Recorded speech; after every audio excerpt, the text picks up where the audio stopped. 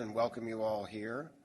It is our goal to complete the items on the agenda and finish before the scheduled time of 9 p.m., which we can do if we all stay focused. So if we could begin with the Pledge of Allegiance, and I would like to ask Commissioner Arnerich to lead us. Please stand. I pledge allegiance to the flag of the United States of America and to the republic for which it stands, one nation, under God, indivisible, with liberty and justice for all. Thank you. The next item on our agenda is public comment. This is an opportunity for members of the public to comment on an item that is not on this evening's agenda. We will take public comment on all of the agenda items as we proceed. If you have a public comment you'd like to make, if you'd please fill out one of our speaker slips and hand it to Ms. Rosenbaum. And I think I see one coming up. Oh, on an agenda item. Okay. All right. Is there anyone who would like to speak during this public comment period? Seeing none. The next item is the approval of the minutes from our May 20, 2016 meeting. Are there any comments? Move approval. What meeting? January 20, 2016. Well, they both end in Y. And so, yeah. Anyway, so Commissioner Romick made the motion. I think Commissioner Durant seconded it, or Commissioner Arnerich. Any further comments? All those in favor, please say aye. Aye. Okay. So that brings us to item 1.1. This is the development of the potential transportation expenditure plan, focusing in this item on a review of the major policy topics and policy options for the growth management plan program and principles of agreement for establishing the urban limit line. You will recall at that January 20th meeting, that I got my date right, that we had asked Mr. DeValcourt from Greenbelt Alliance to submit a paper to us outlining some of the reasons why they felt, as part of the community vision document, that their proposals were made sense. And we asked for more information. A paper was delivered to you. I think the authority received it, my understanding is late yesterday afternoon. This morning? And, okay, anyway, it was distributed this morning. So I understand if not everyone's had an opportunity to read it, so therefore that may well affect the nature of the discussion we have this evening. That's understandable.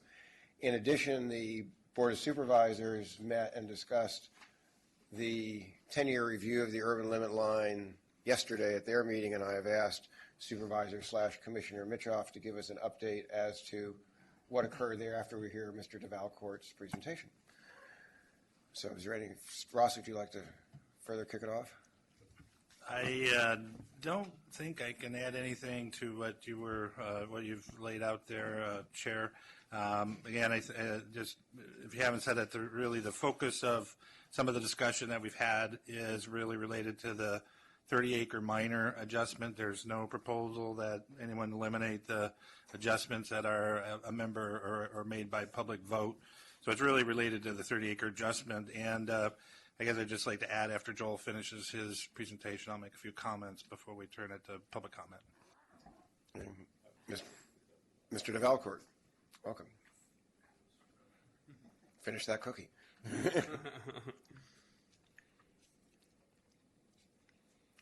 I'll wait until the slides come up.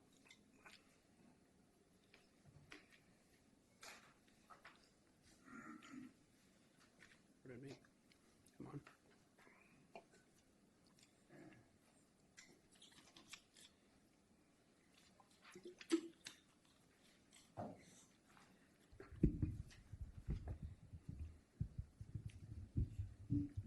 All right.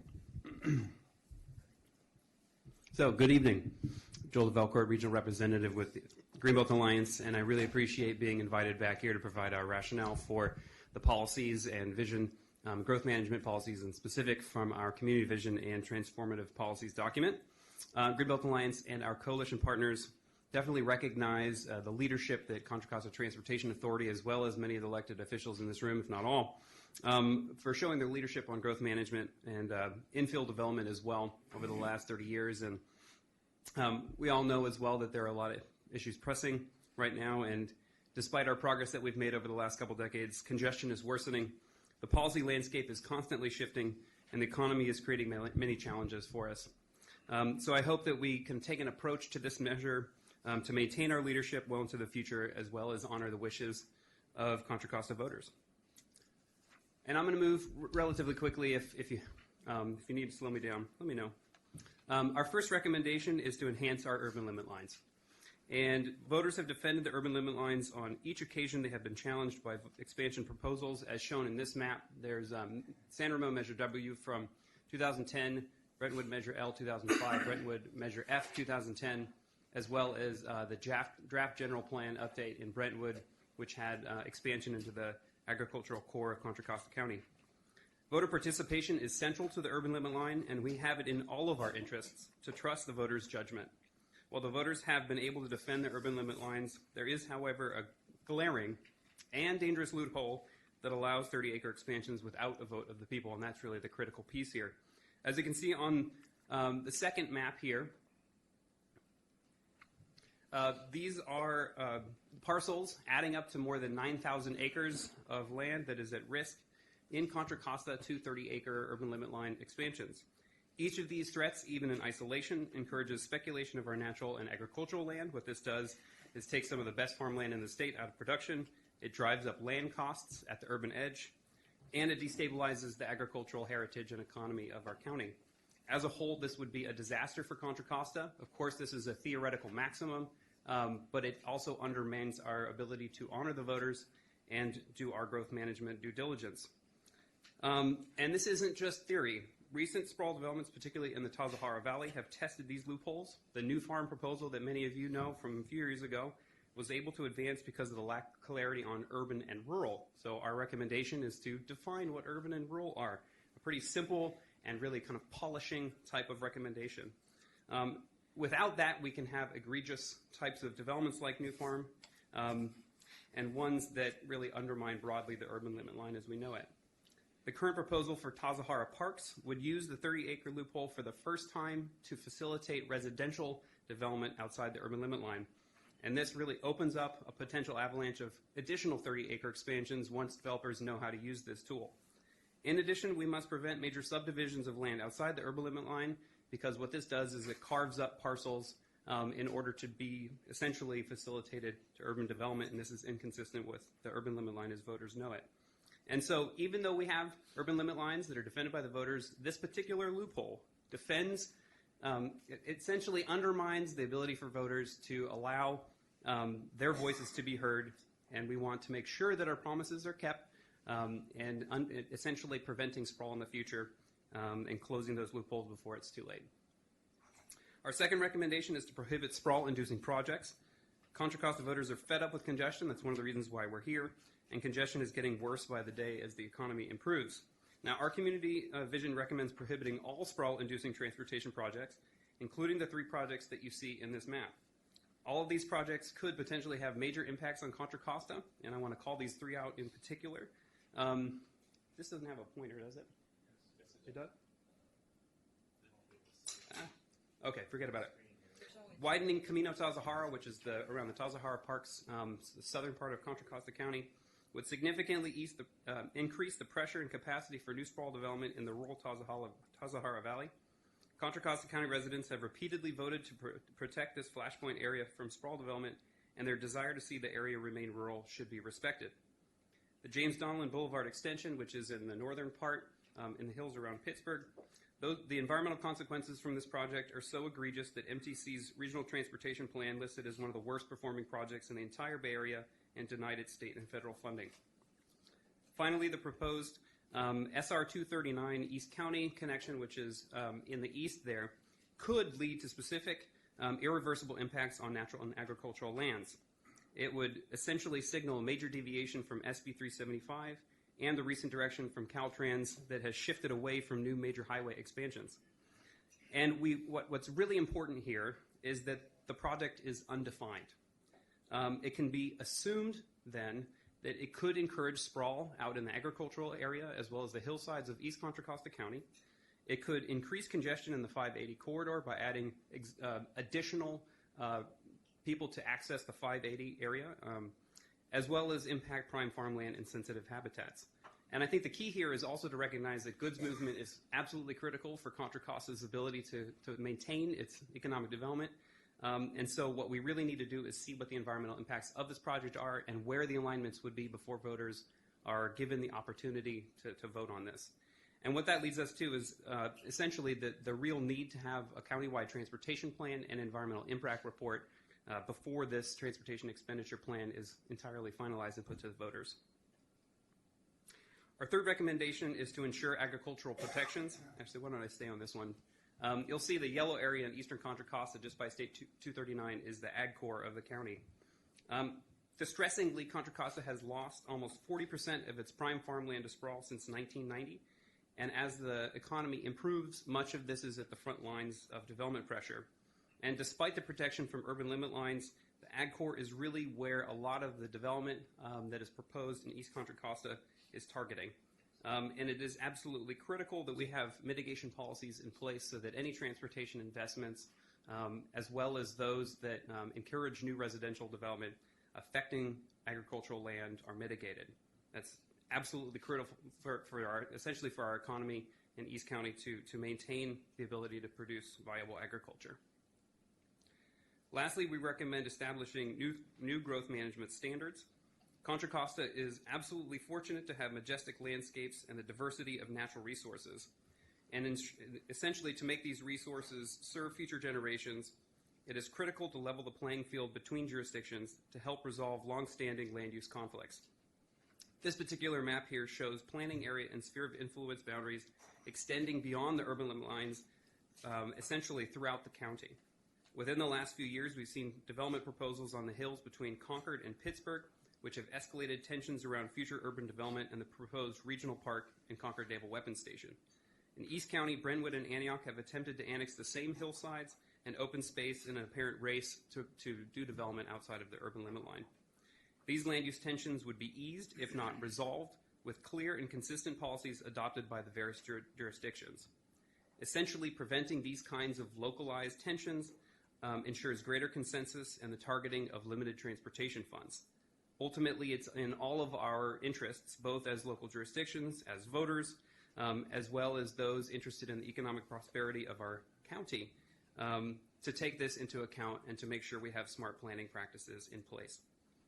Naturally, as we heard from our last discussion on January the 20th, there were many wondering whether this would apply to everybody or if those already had them, would it apply to them?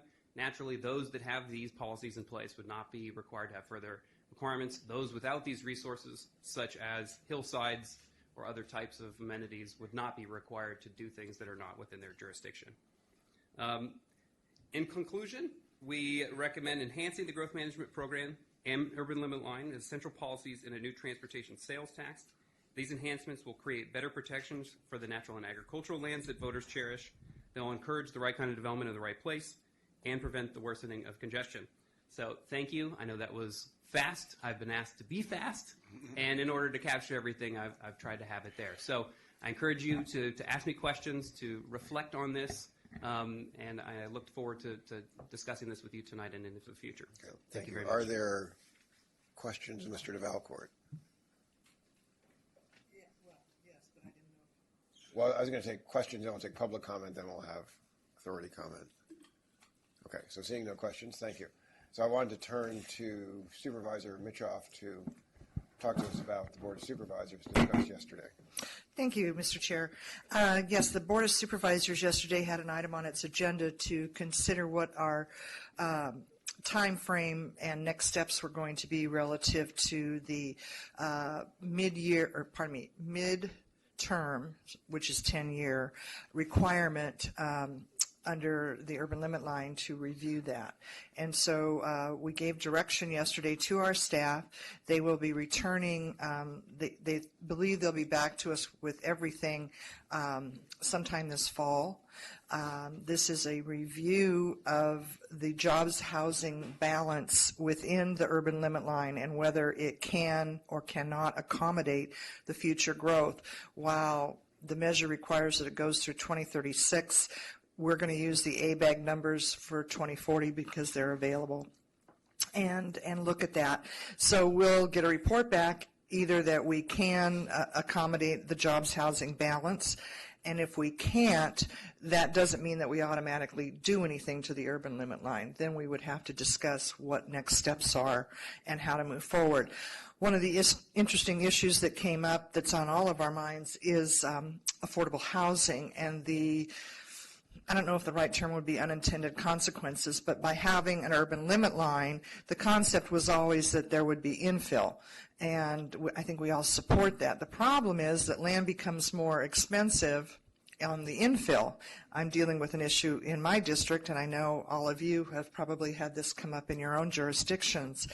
And so Supervisor Pifo asked for some additional information on affordability and how we can deal with that. She used the term on the fringe, meaning on the fringe of what's inside the urban limit line, because land supposedly there would be less expensive. And I know we're going to discuss later on this evening incentivizing infill and how we reach that. Julie and I were at the ABAG Regional Planning Commission today, and that issue came up there too. So it's a, I'm going to use the word stressor, because we haven't been able to, I think, provide the affordable housing that we need, let alone the housing that we need. And of course, a lot of that has been because of the economy. So bottom line is the staff will be back to us sometime with an update and some numbers, but we expect to have a final report sometime this fall.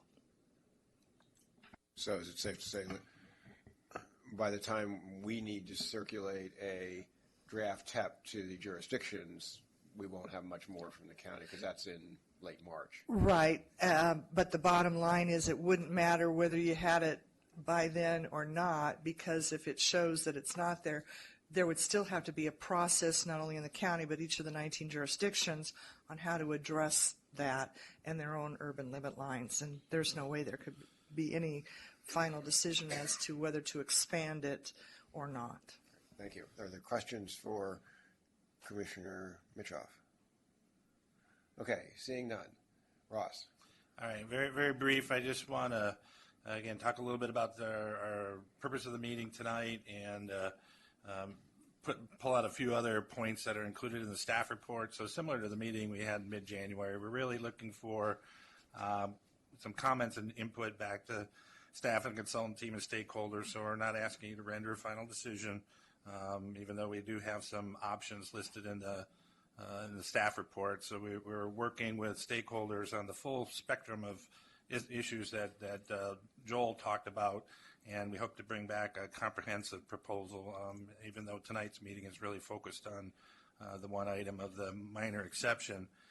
Staff report outlines a number of options, which are everything from leave the current option available to eliminating it, or some in-between options, reducing the area, changing some of the findings, et cetera. So that's the community coalition recommendation, heard that from Joel, which would be to eliminate the allowance for a minor adjustment without a voter approval. Just do need to point out that we do not have consensus with our stakeholder group on this particular topic.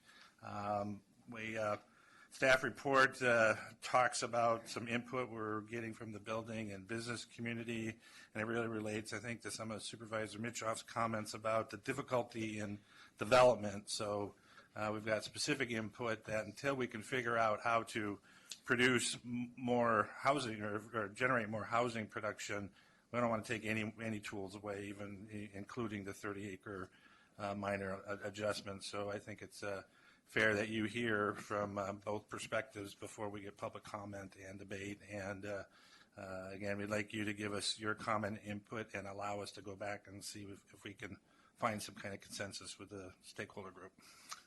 Okay. Are there questions of Mr. Chittenden? Okay, seeing none. So now I'll take public comment on item 1.1. This is really the discussion of urban limit line growth management issues. Is there anyone who would like to make a public comment? All right, seeing none. Bring it back to the authority for comments. Commissioner Mitchoff. Thank you. And I want to thank Joel for providing this information, because I was, along with other colleagues, wanting to have this, and I really appreciate the maps. I'm not going to go and debate this or that or what or the other, but there have been 5 options given to us. I think they're on page 1.1.4. I've still not heard anything that convinces me that we need to do anything with the current urban limit line. I don't agree that there's a glaring loophole. There was a deliberative process and decision when this was originally developed over 10 years ago, and I believe that the 30-acre situation was to leave flexibility with local control, and that anything over that would require the vote. Without that, it doesn't. And of the 9,300 or so acres that were mentioned as being susceptible to this, if you divide that by 30, that's 310 parcels. To the best of my knowledge, I only know of one proposal, and it still hasn't moved forward yet. If it does, it provides enough public comment and interaction by those who have concerns to come before the body and have a conversation, and that would be the land use body, not the transportation body. I really think we need to continue to focus on transportation, land with a tie-in to land use, but we are not a land use agency, and so it doesn't undermine the will of the people. They wanted to have, they knew what they were voting for. I think we all can agree that the voters did know what they were voting for. And I would recommend to my colleagues that we go with option 1, which is to leave it as it is. Thank you. Other comments? If I can, for clarification, yeah, are we going down the road on each one? This is number 1 that you're recommending we leave the same. Is that correct? On your And again, the staff report, there's, Okay. yeah, there's a divergence between what the staff report addresses, which is primarily the urban limit line issues, and Mr. DeValcourt's report touched on a variety of issues that were in the community vision document. So it was my intent really to focus this evening's discussion on the urban limit line portion, as Commissioner Mitchoff has done, and we will come back to the others at a later time, in part just because we've had limited time to read this. So, do you have Commissioner Arnerich? A couple of things. One, I just want to, and I know all of us have had various meetings. I did have the opportunity to meet after our last meeting with Joel DeValcourt for about 2 hours to talk about what his proposal was and sort of understand it in detail. And I have to say, this is really one of the best presentations. We should all heed how quickly Joel covered a lot of information. Well done. I also met with Seth Adams for several hours over this exception rule and their involvement in a variety of regional issues. And you can look at this obviously in a way, and I don't, technically it has not been done to date since we've had the ULL, where there's been an exception that's been done for housing projects. The findings on there are what make it really hard to do. In fact, the one proposal that's out in Tassajara Valley is looking at using the only finding they can probably make is having a ag preservation district overlay that covers not their property, but all the properties out there. That's a pretty hard standard. So I support the idea of the ULL, and Danville is coterminous. We didn't come up with a different variation. And San Ramon had a different council who at the time had other ideas. East County. So the 2 areas that have had the most challenges are on both sides of the mountain. And the original reason, if we all recall, the reason for the 30-acre exception was you had to also have a finding on doing, controlling land rights you have to have an out clause. And the out clause is so it's not considered a taking of property. So could you tighten it up? You could actually look at adding another standard that you must meet. Instead of meeting one of those standards, we want to make it a little harder. You can say you have to meet two of those standards, two of the findings. The findings. In order to have an exception, instead of one, that we could say, because the findings are pretty good. And I get it, the idea, as Joel has mentioned, we could eliminate it. I think, though, from a takings point of view, that I think the exception can work. And so far, there's a lot of chatter out there, about changes, and it's sort of quieted down our area. One has come back. But I think if we looked at the findings and maybe considered adding to or another finding on there and then increasing it, that there has to be a little higher threshold. Because as the red map shows, or the properties are highlighted in red on those property at risk, there's a lot of them out there. And we know that in our ULL, confirmed by a variety of sources, also ABAG has went through the process to say, we all have enough development potential within our urban growth boundaries right now, at least to 2040. And for some of us, a lot longer than that.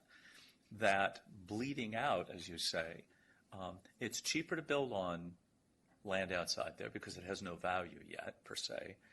But in fact, it harms all of us that have other properties. So I think it's really important we stick to this. This is one of the fundamental tenets that got Measure J and Measure C passed. So I would support the idea that we look at changing the findings, that may be going in the future, that it's got to meet two, and or is there another finding that we agree might be a high standard that ought to be added to it. So I think of that. There are the other three items that they are suggesting. Dawn, are we going to look at that at a different time? Yeah. Okay. Other comments on the ULL issue? Mr. Peoples. Yeah, let me just comment briefly on the ULL, which I admit is not my area of expertise. But if you look at the beginning of the staff report and also at the Sierra Club letter, it really goes through all those things that have changed since Measure J. And many of those talk about the things that Supervisor Mitchoff was talking about. Talk about the importance of using transportation funding to try to create a situation where you need less transportation because the housing is more dense and you have less need to move around to do everything you need to do. While we do that, and I don't have an answer to this, the problem is we may like to do all those things, like incentivize infill housing, et cetera, et cetera. But our friends in the building industry point out to us that our constituents and other constituent bodies, planning commissions and whatever, raise a whole lot of ruckus when they try to do infill housing. And I'm not sure what this body can do as a transportation agency to help the builders be able to actually build that infill housing that all of us want us to build. And I'm not sure about that. Well, we may talk about, I think we'll talk about that a little bit later in the meeting under 1.3. But I think having a strong enforcement of the urban limit line encourages everybody to understand, as the gentleman over there was saying, that we do have enough room within the urban limit line to accommodate the kind of density we want. And if you think of it in terms of jobs potential, what millennials want and what many of the new industries are is a much more compact, walkable, I can walk to my job at Google. Google is building a bunch of housing around its campus. If we provide those kind of areas, I think we can attract those kind of companies who want those kind of workers. And that I think is a jobs piece that fits in with that kind of dense housing. Great. Thank you. Commissioner Hudson? Yeah, and not sure where to go with this, but I want to stay with a theme that I think Karen has started is it's working. When I hear, to strengthen the urban limit line, strengthen it from zero. I mean, it's zero. Nobody's building outside of that. You heard the part that was San Ramon. Our general plan passed in 2002. Citizens designed it. They said you will go to a vote of the people in 2010 whether or not to move the urban limit line. That's the only reason it was on the ballot. There was no threat.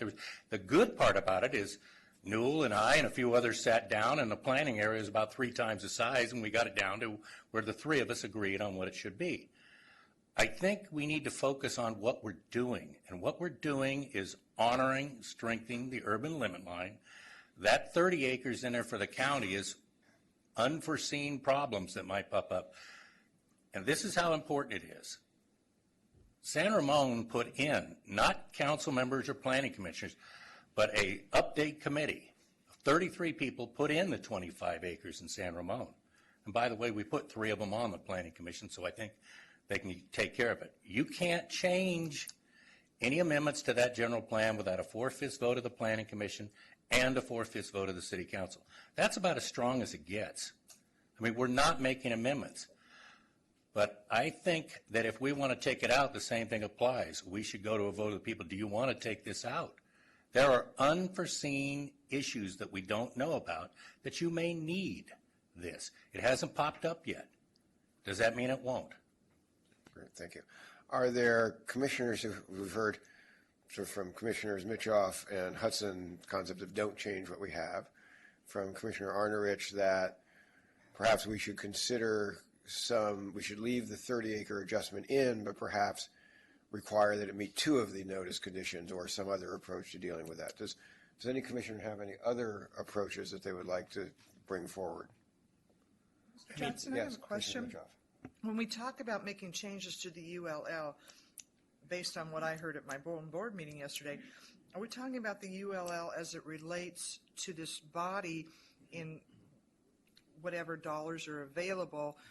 Because, as I said earlier, there's not going to be a change to the county urban limit line without going to a vote of the people, and that can't happen until after this is on. So I've not heard anyone suggest that the actual urban limit line be moved at all, or certainly not moved by this body. The policy of the 30 acres. That's what I'm not clear on.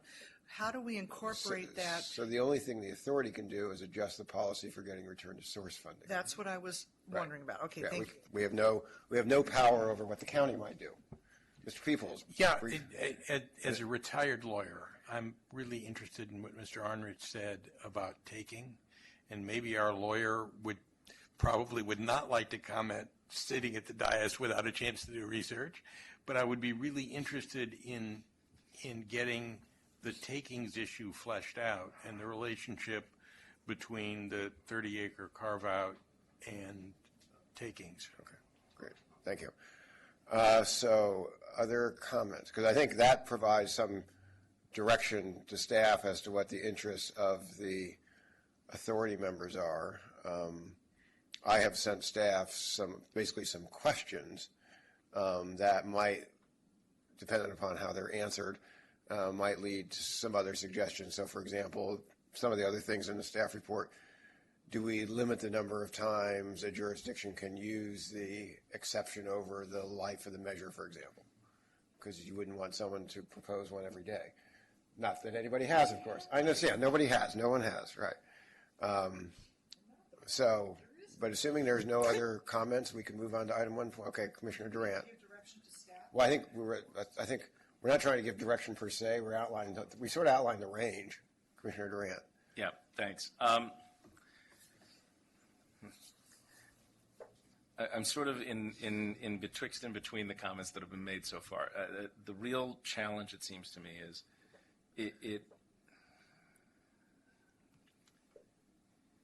it's difficult to have an honest conversation about the issue without delving into the details and the facts. And while I understand the interest in moving quickly, one would, it seems to me, need to pull up the findings, take a look at them, and see if we actually think that there's a weakness in them that we need to address. I agree with Commissioner Mitchoff, I don't think there was a loophole. This was a negotiated proposal that went before the voters in very explicit terms in the measure originally, and the voters is even in the summary of the measure. It was very clearly stated, and I refuse to assume that the voters are idiots and didn't read and understand what it was they were voting for. And so it seems to me that if we're going to look at making a change to something that the voters approved, which means if we're going to do a new measure, you have to put it in the new measure.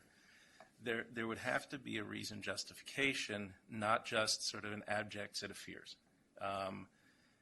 I haven't heard anything tonight that would tell me that there's a specific set of findings that one needs to make based on the way the measure was originally written that is somehow flawed or fails to do what it was intended to do.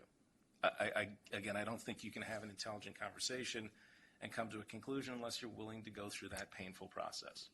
So that's the first step. The second one, I think, is, it's perfectly fine to say you might want to say it's not enough to just meet one, you need to meet two.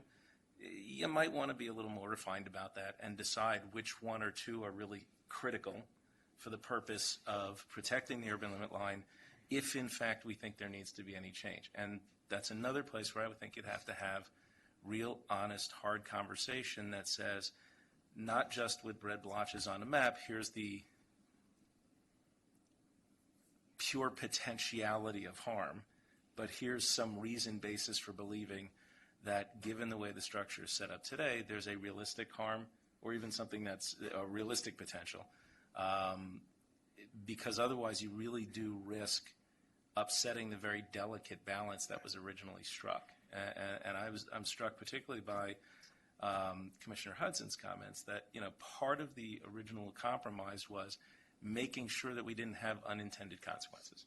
And so as one then, again, going back to having an intelligent conversation about this, as you look to these things, you have to look and see what are the unintended consequences that you might be triggering if you made any of the things we talked about. So I personally am hard-pressed to think we could even give advice or direction to staff because I don't think there's been the robust conversation on these issues, on these particular findings.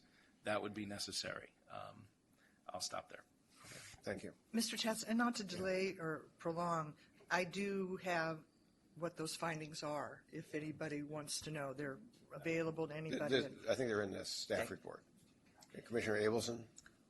One thing that occurs to me in thinking about this and the period of time during which this measure was operating is that we were in a big recession. And so there wasn't a whole lot of development anyway because of that. And so I don't know, so it makes me wonder if in fact we've totally exercised anything really that has to do with serious development. And as such, I could see I know in my own community, it's getting really hard to buy a piece of property now because the prices are so high. And there's a lot of pressure. People are unable to find housing, and it's because the price is so high. And there's this whole spiraling thing going on right now. Whereas previously during the recession in my area, for example, there was no development of any sort, much less a particular category of development. Excuse me, I said the magic word, I guess. So one way we might look at this is in terms of that change that is now occurring, which I think we all think is, and I certainly think is a good change, which is that the recession seems to be at an end, and so there will be a lot of development, and that may have some impact on this as the pressure of trying to do the development, fill the housing needs are in fact upon us, whereas before they really weren't because no one had any money to do any development anyway, at least not in my area. So that would be a different way to look at it than the ones mentioned. So I think, trying to combine those comments. So there's a narrow range that any commissioner has any interest in discussing. And so I think that helps staff with that direction. In addition, there's the comment that if we were to propose any change, then we want to seriously think about what the ramifications might be, both intended and unintended. Be it just a single proposal or suddenly if 50 proposals showed up. I'm sorry. I think it's unlikely. I mean, we're looking at something that is Right. really not in the realm of possibility. Okay. Mr. Chair, if I may, the other thing I want to clarify, I know that the individual findings are listed here. I was specifically referring to the voter pamphlet that was presented at the time of the election. Okay. That has a bunch of other information Right, in okay. it in terms of what we told the voters we were trying to do. And that's not in our packet, but it's also, for me, vital to understanding what it is that was the compromise and what we would be seeking to communicate that is different with respect to the voters. I think you have to have the context of it, and that's an important component of it if you're going to then evaluate the individual findings. Good point. Just to And be if clear anybody about it. wants to go online and look at it real quickly, it's in yesterday's agenda Right. for the Board of Supervisors. Right, That's what right. I was playing. And there's specifically the voter pamphlet for Measure L. Great. Thank you. All right. Other comments? Then we will move forward to item. Mr. Chair, would you like to give Ron Brown a chance to comment? Oh, okay. I got his card after I closed public comment. But I will, with the authorities' concurrence, I will reopen public comment and ask him if he'd like to make a comment. Also, you didn't have the number of the item on here, so I assumed it was 1.3, but come on up if you wanted to talk about this item. No, it's not related to any particular agenda item. I just wanted to clear up something from a comment that was made at your last authority meeting. Okay. Comment on that. So the real public comment. It is indeed. Okay. Although it's related to what you were just talking Okay. about. I'm Ron Brown. I'm representing Save Mount Diablo. Thank you for allowing me the opportunity to speak after having closed public comment. I got waylaid. Well, that too, yes. Should take, do something. you should take public transit. I'll have to learn more about that. I was not here at your last authority meeting, but afterwards I was told about a part of the conversation, and I was told that there was a comment made about a position that Save Mount Diablo had taken, and I wanted to clarify that for this body. I was told that the comment was made that Save Mount Diablo does not have a problem with the 30-acre exceptions, and that in fact, as it relates to the Tassajara Parks project, that Save Mount Diablo supports that project. And I want to be really clear, Save Mount Diablo has not taken any position on that project. When Measure J was being put together and we were working on the growth management portion of the program, we were not in favor of the 30-acre exception as part of the urban limit line discussion. We thought everything should be a voter-approved urban limit line. We advocated for that position. Ultimately, a decision was made that included a provision for the 30-acre exceptions. That became the rule. That became the guideline. And so that is what we worked with. So when there has been Tassajara Parks came along wanting to have a 30-acre exception, it's within the rules, and we have been engaged in conversations with the developer, with the city, with the county, a number of other people about that exception. We have still taken no position on that, but we are engaged in the dialogue about that, and if it is going to happen, it's going to fully meet the provisions of the 30-acre exception. However, as we go forward in looking at this new measure, when we talk about the urban limit line, we go back to our original position, which we think is all urban limit lines are there for a reason and they need to have voter approval. During the period of time since Measure J was approved, Indeed, there was a recession. We didn't see much development, yet we had two major urban limit line battles that we had to fight that were brought forward to the voters beyond 30 acres for adjustments by developers and landowners. And we clearly are getting the sense that now that the economy is coming back, there are going to be more of those. We also know that in the past there have been opportunities for public benefit that have allowed development to take place outside the urban limit line, and those then begin to come back and be used as reasons why we now need to do more development beyond that in order to correct the problems that were created by allowing something to take place outside the line on an exception. So there's some implications of allowing these things that are problematic for all of us. So I did want to just clarify the record that Save Mount Diablo has not taken a position on Tassajara Parks, but we are following the rules that would allow for that to take place. So thank you very much for the opportunity to speak. Are there any questions of Mr. Brown? All right, seeing none, so that brings us to item 1.2. Through Yes. the chair, you, maybe I didn't hear you say right, you said you had directed some questions to staff. Was that in regards to urban? Those are item 1.1. Those are just me trying to understand how the current urban limit line adjustment process works. Oh, so they weren't exactly questions in regards to what we're discussing, i.e. right now. Depends on what the answers are. If they are, it'll come back when we discuss it again. We're not trying to resolve it tonight. Oh, okay. So I'm trying to save you some time. And that. Okay, I just wanted to, because I wanted to hear your question. Okay. Happy to tell you offline. Okay, that brings us to item 1.2, which is a summary of discussions and outcomes from the January 27th Expenditure Plan Advisory Committee meeting. All right, thank you, Chair Tatson and Rush Chittenden here.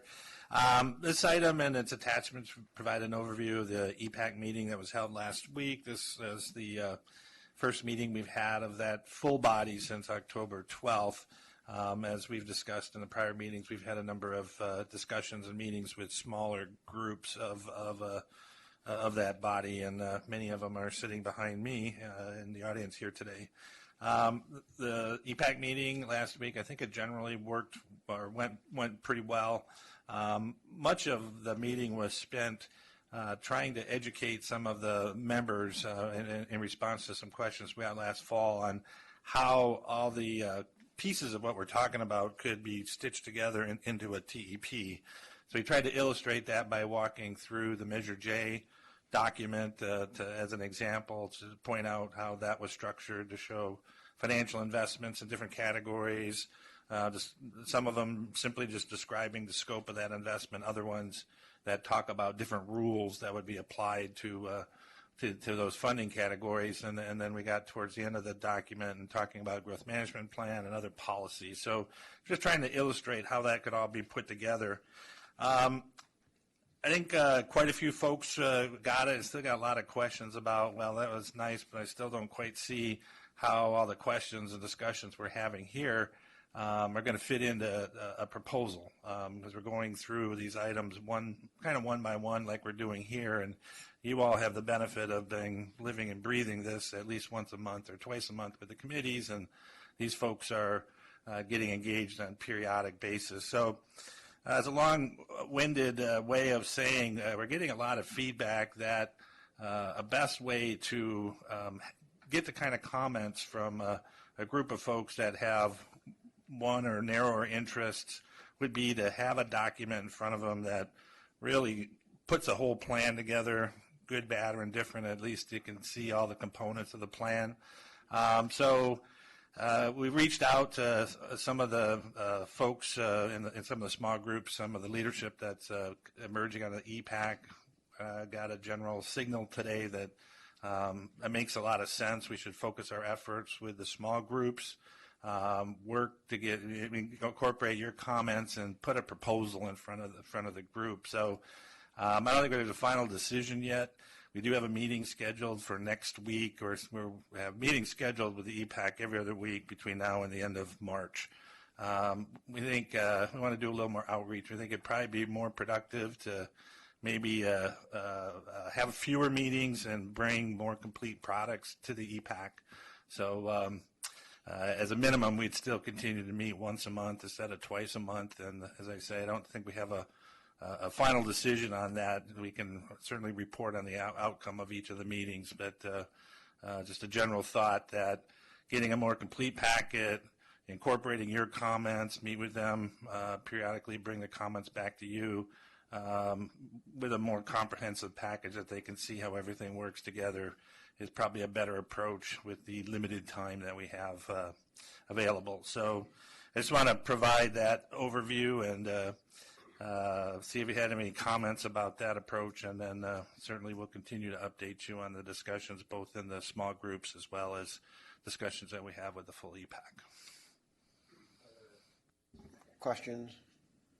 So I attended a portion of the EPAC meeting, and so based on that, I think it will be more productive for them to have a document in front of them that is a proposal. It is difficult for them to react conceptually to the myriad of things that we are discussing. So I would support that recommendation. It may require some modifications to their meeting schedule. I would also note that in addition to the email and the packet and the letter and the addendum to the packet from Matt Williams from the Sierra Club, Jack Weir, who's representing the Contra Costa Taxpayers Association, announced that based upon what they had seen so far, they could probably support a continuation of the tax, i.e. continue the tax, an extension of the tax after the current one expired, but they were unlikely to be able to support an additional tax, and it was uncertain as to whether they would oppose an additional tax. And it is not clear to me whether he will continue to attend EPAC meetings. Commissioner Pierce suggests he's not. Yeah, I was there for the whole meeting, and I spoke with Jack before the meeting, and quite frankly, when he understood what we were actually discussing, he was ready to leave before the meeting even started, saying there's no point in him being there. And I said, no, please, I want you to at least explain where you're coming from and hear some of what the folks had to say. So I think it's unlikely that they will be, no, it's virtually impossible that they will be supportive of what we're looking at. Hopefully they will be neutral, and hopefully we can structure a program that will cause them not to object.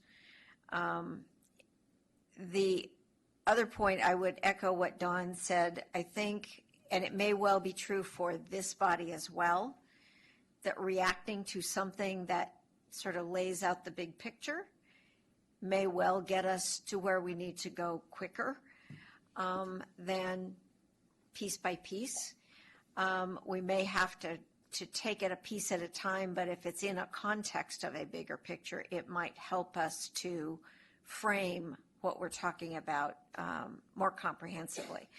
So I think the feedback we're getting through the small group meetings, Dawn and I have been in multiple meetings each week with small strategic groups to try to narrow down what the issues are, so that we can bring those issues to all of you without taking the entire evening to do yet one more long presentation, and try to distill where we can come up with points of agreement and where there are still points of contention, and distill that a bit. And I think that has been helpful.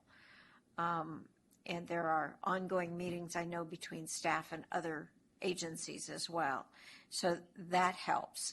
Our TPCs are going to need to respond soon, and we need to give them something to chew on as well, so that there's something that they can wrap their arms around.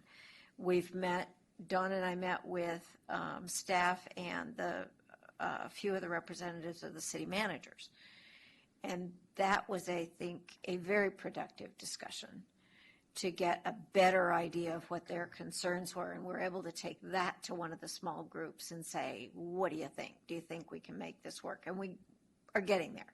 So I think that's very, very helpful. But we have a ways to go. It's going to be an accelerated march. It's going to have to be disciplined, and I think we're going to get there. there any public comment on item 1.2 regarding the EPAC? Seeing none. Any further commissioner comment? Okay, Commissioner Hudson. I hate to do this, but I sometimes find if you ask, it's like one little proverb question or something, you remember it.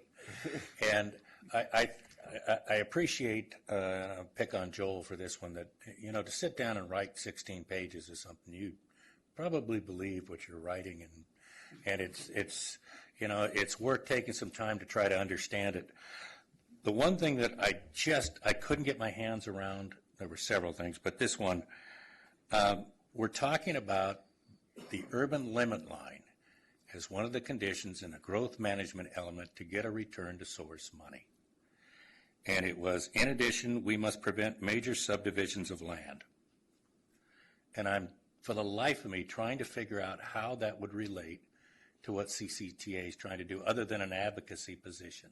So I don't need to know it now, but if this body eventually dismisses and Joel wants to tell me what the heck that means, I mean, the division of large parcels into 5 or more, anyway, that one just caught me as, okay. Thank you. So it looks like we are ready to move on to item 1.3, which is the major discussion point for this evening. Yes, thank you. And let me say that this report came out when, Monday or Friday? Monday. Monday, okay. And there's a report, and there's a, you know, remember we used a matrix at our last meeting. There is a new matrix in this meeting. Hopefully you've had a chance to review it. I think that be prepared, because the order in which we concluded it's best to discuss the matrix is a little different from how it's presented, so just come with a flexible mind to the discussion. Well, to add on to that, Denise is going to help me to show the matrix, and it's in a order of what we're going to discuss. Your handout on the DS there has the original staff report and the matrix in its original order. And if you flip back a few pages, you'll see the same matrix reordered into 3 different buckets. So that's how we want to organize the discussion here today. So I'm going to do a short introduction so that you can get a sense of the entire picture. And then after public comment, Chair Tatson is going to facilitate a discussion where we go through each of the items in more detail. Kind of the background, and we've already touched on some of this, certainly Supervisor Mitchoff has. The focus staff report's really around a couple of themes. First being the historic underproduction of housing in the Bay Area, and current crisis that's occurring now with the very rapid growth in jobs. It leads to the first question of, is there really an appropriate linkage between a new potential TEP and funding or policies that would help stimulate development? And then if we do agree that we should use the potential TEP as a way to incentivize development and infill, what's the most effective way to do that? One school of thought that's included in here is to use an incentive program tied to some portion of each jurisdiction's return to source funding. And then another approach is to directly fund transportation elements of development projects or other critical transportation infrastructure needed for that development to be successful. And then the third is really regarding what I'm calling the local agency programs in the TEP, because that's if we decided to use incentive tools, development is a local issue. So the local agency components of the TEP could help provide that leverage or incentive. If we go back to Measure J, approximately 30% of the dollars were for local agency type programs if you add it all up, to return to source and major roads and TLC and other things. So I just want to reference that, and certainly your city managers and public works folks are making a case for potentially even a larger share of Measure J. So we're of a potential new measure, not Measure J. So it's something we're trying to find some common ground on that. I do want to say the point of tonight's discussion is to talk about these policies and if we think there's an appropriateness and the best tools to incentivize an infill.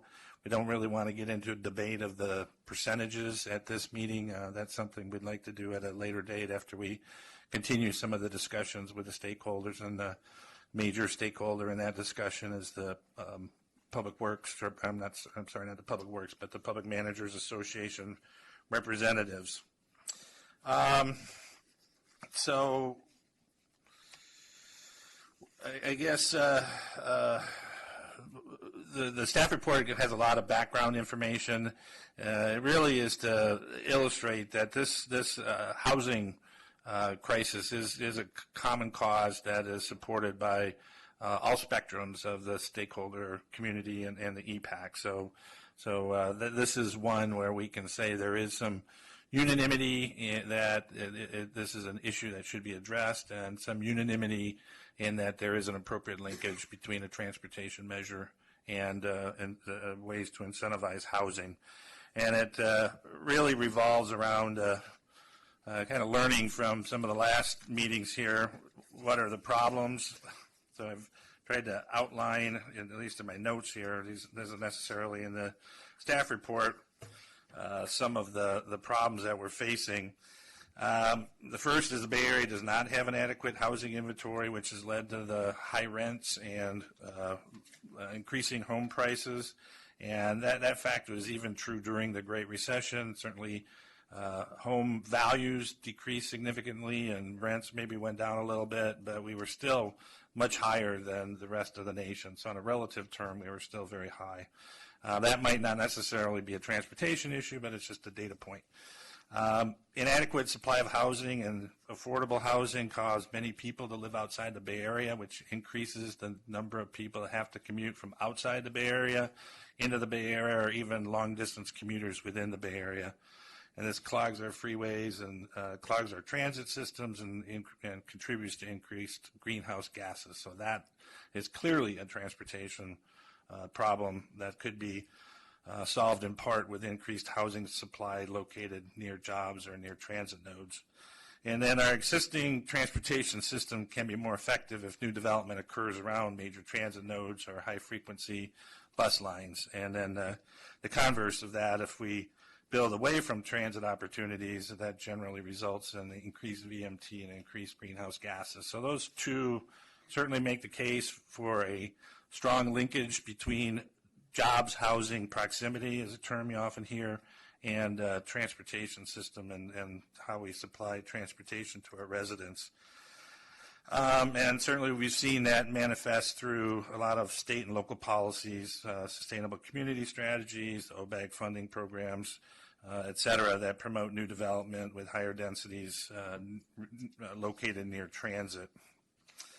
So, again, we have a handout. This is the revised matrix, and I would like to walk through that. And Denise has it on the screen, and you also have it as a paper handout in front of you. The table here is titled Options to Incentivize Infill Development in a Potential New TEP. So on this first page, this is kind of a relative, it's an option relative to subregional equity. There's been some suggestions that we carve off what I call off-the-top program to use to incentivize, and then the remainder of the dollars would go through subregional equity formula. In discussions with the stakeholders, there's not a lot of benefits seen on this. There's certainly a lot more disbenefit seen in terms of reaction that cities and voters may have. So weighing it on relative of what we're trying to accomplish, it's probably not on the top of anybody's list, but you'll be able to discuss that in a minute. The second table relates to potential incentives related to return to source. Can you turn the page here, please, Denise? Thank you. Didn't format correctly. I think it's formatted correctly on your paper. So option B is a community vision recommendation, which is that the return to source, which is currently based on population and road miles, should change to a formula that's related to housing production. So as an example, OBAG formula relates to population and housing production. There's a illustration in your staff report on page 6 that shows the formula if you want to get into detail. It's a combination of population, planned housing, and actual housing production. The next option, is E up there?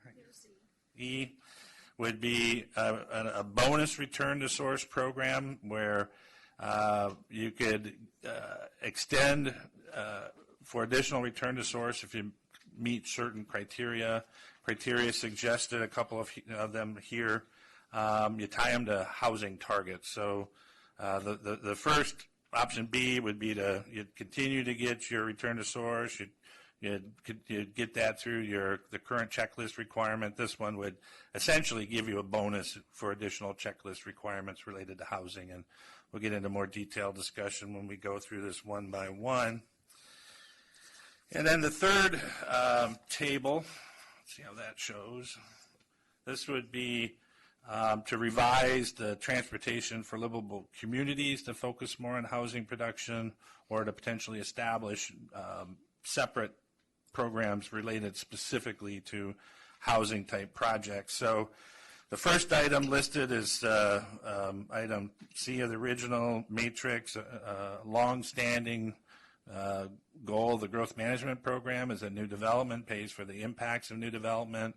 And if we start funding costs of new development, then we may have to revisit that as an objective or tweak that as an objective. I just listed it here so we all know that this has been a long-held belief in Contra Costa County. It's what gave us rise to the developer impact program. So this one could require an extensive discussion if we did decide to change that. Option F is an enhanced TLC program.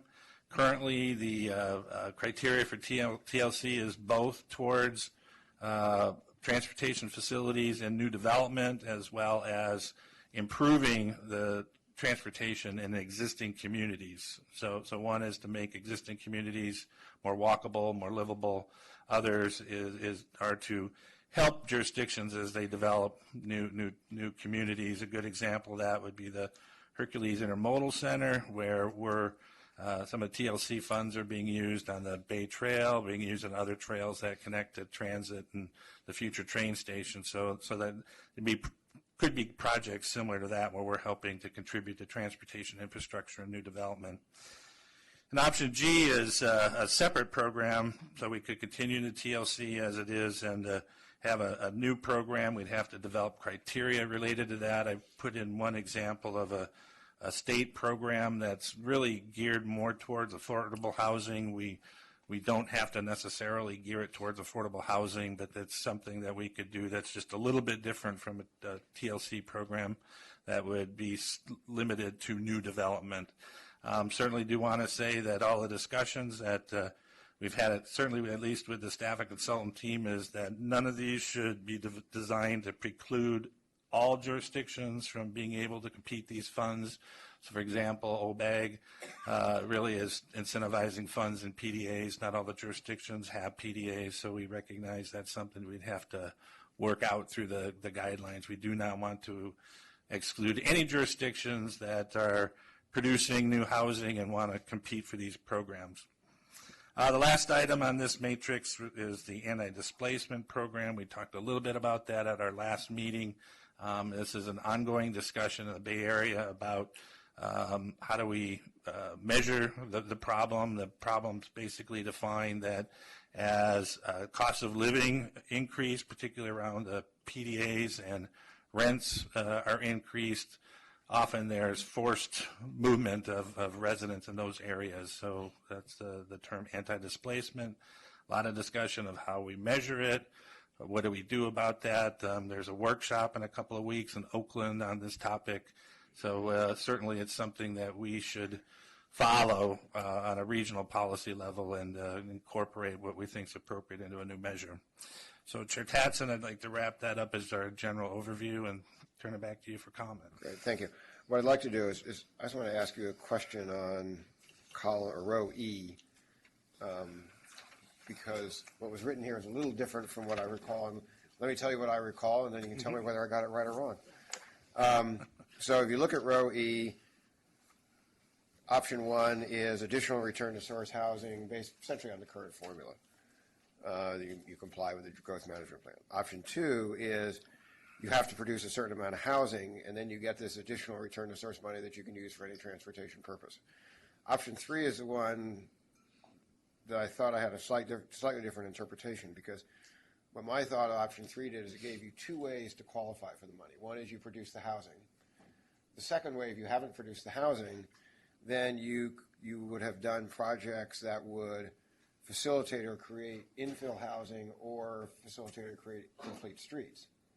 Then you would get the additional money and you could use it for whatever purpose. And I thought the rationale for that was you can't always control when you're going to, when the housing is going to get built, because the cities don't build it. And the other thing we talked about in this column was that if you didn't comply in a given year, the money would be banked for a period of time. So that if you complied later, you would get the money returned. Mm-hmm. But yeah, I would just augment that a little bit. Part of the reason for having more than one option under the option 3, the right-hand column, was because the housing market is driven by industry. It's not driven by us. We don't build the housing.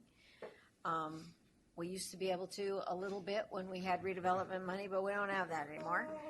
So, yeah. So anyway, but if you cannot accomplish building the housing for whatever reason, if you are still complying with some of the other goals that have been set forth, such as complete streets or something that reduces vehicle miles traveled, it makes your community more walkable, it lowers the greenhouse emissions somehow. If you're able to meet some of those goals in lieu of just the housing goals, that you ought to still be able to qualify for that additional return to source funding. And there should be kind of a checklist of things that you could qualify for. For those of us who don't have PDAs, who are perhaps 9 miles, as I am, from any BART station, it's a little difficult to justify some of the housing goals. We're trying. They run screaming when they find out we want to do something. The developers do, not us. But being able to do something that would make it more friendly for bicycles and other folks to be able to walk instead of drive would be a good thing to enhance walkable downtowns and things like that. And I think those are things we want to incentivize in every community, not just in our PDAs. And so my thought, at least on that one, was that it would be several things that you could qualify for if you were doing it, even if you didn't get housing particularly. So at this point, I'd like to take questions for Ross. Then we'll take public comment and we'll go back to comments. So questions, Commissioner Hudson. Yeah, simple question. When I read, let me stay with the E, and I remember it the way you described it, both of you. Certain housing targets.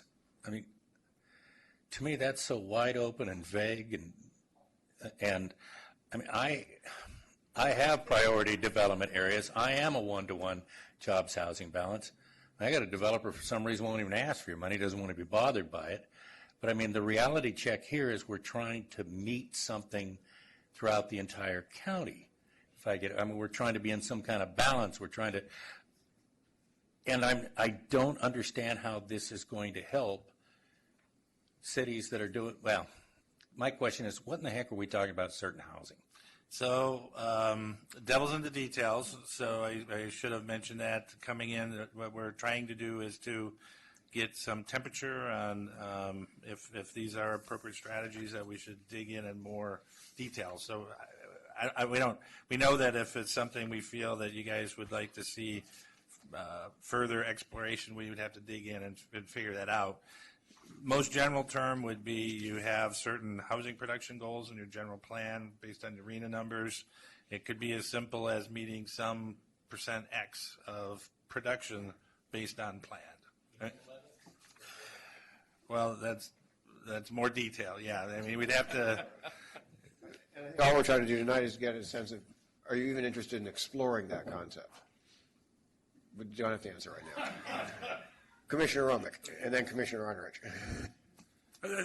Before we get into a deep discussion on infill development options, infill, I mean, do we all have a common understanding of infill? For me, it's anything where appropriate zone within the city, my current city limits of Oakley. Are we looking at any other type of definition in here as far as what infill means or could mean, or where do we need to go from there? So I think before we go in, we should establish a common definition for what infill is and make sure we all agree on it before we start creating rules for how we're going to handle incentivizing infill. I have one real basic question. All of this that we're talking about in this section is directed towards return to source funds, right? No. In B and E. Well, yeah, not all. not all of it, but B and E are return. But the thrust of it, because part of the discussion, and maybe that'll come under comments, is where are we? You know, currently we have an 18% return to source. Unanimously across the board, all of our cities, represented through our city managers, came back with a request of asking that the return to source funding level be raised, and that was their threshold to, quote, get support and recommend to us as councils and stuff, 25 to 30%. So it would seem that we're going to have a discussion that we might want to talk about return to source, that maybe there is a base amount of money based on a percentage, and then if you are going to go beyond that, maybe some of these things apply. But we can't really talk about one or the other because it's really what it's about. So, and I think maybe it wasn't clear. I think B is, the intent was that would be the base amount that you referenced. Right. And E might be the additional amount, if anything, so. right. So I just hope that, you know, we got to get to that. That's the heart of what this is all about. So I hope we're not going to dance around that. We need to dive in, and it won't be comfortable for everybody. And we're probably not all going to agree, but I think we need to weigh in on that and to be able to move this along in a meaningful way. Because otherwise, if it shows up at the end in this, we saw previously, it becomes a stopping point. So I hope that we get to it. And so that's what I'm asking. Commissioner Pierce for a point of clarification, then Yeah, Commissioner Mitchell and Commissioner Well, Ailes. Just a point of clarification first, if you would. In our discussions, when we sat down with the city managers' representatives, and several of them were, some additional city managers were in the room or on the phone, I think we came to a general agreement without pinning down exact percentages. We came to a philosophical agreement that a base number, which might or might not be pretty darn close to what we're getting now, would be the base. And then there could be additional pots that you could qualify for. But one of the sticklers that they had was they didn't want to have to invent a new project that they wouldn't do anyway in order to qualify for these additional pots of money. And they wanted something that they could pretty much rely on if they were doing the right thing, that they would be able to rely on for that additional pot of money, which was part of the reason that I just explained, that there ought to be more ways to qualify for those additional pots of money than just a housing target or just a complete streets project or just some other XYZ. There ought to be a bit of a buffet there that anybody would find a way to qualify for doing one of those right things at any one time. So that was kind of our discussion, and there was general agreement that as long as they didn't have to jump through a whole lot of unusual hurdles to get those additional pots of money for doing the right thing, they would be fine with that. Well, and thank you for those comments, Julie, because as much as you've wanted questions, people are commenting. So I'm going to comment too, and then people can ask, we can have public comment. I think there should be, okay, I'm going to say B, we need to discuss what the new formula, if any, for base line, return to source. And then under E, I would just say instead of additional return to source funding tied to housing production, it would be additional return to source funding. At some point, we'll determine the percentage. I personally don't want buckets like one for this, one for this, one for this. It's a bucket of money, and if whatever we determine, if it's housing, complete streets, so that, as the city manager said, they're not having to jump through hoops and hurdles. We come up with what the menu is, and then it will go through the normal process of determining it. And so, to me, the question is what that additional percentage will be for return to source, and what the criteria will be for return to source.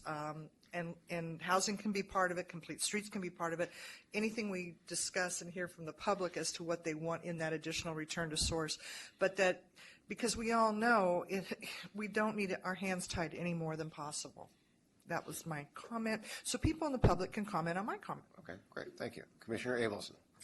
Yes, I am really confused on tying return to source to requirements that we do certain things, because I actually always thought that return to source was a way of providing local jurisdictions with a way of maintaining local streets. That was kind of basically what it was about.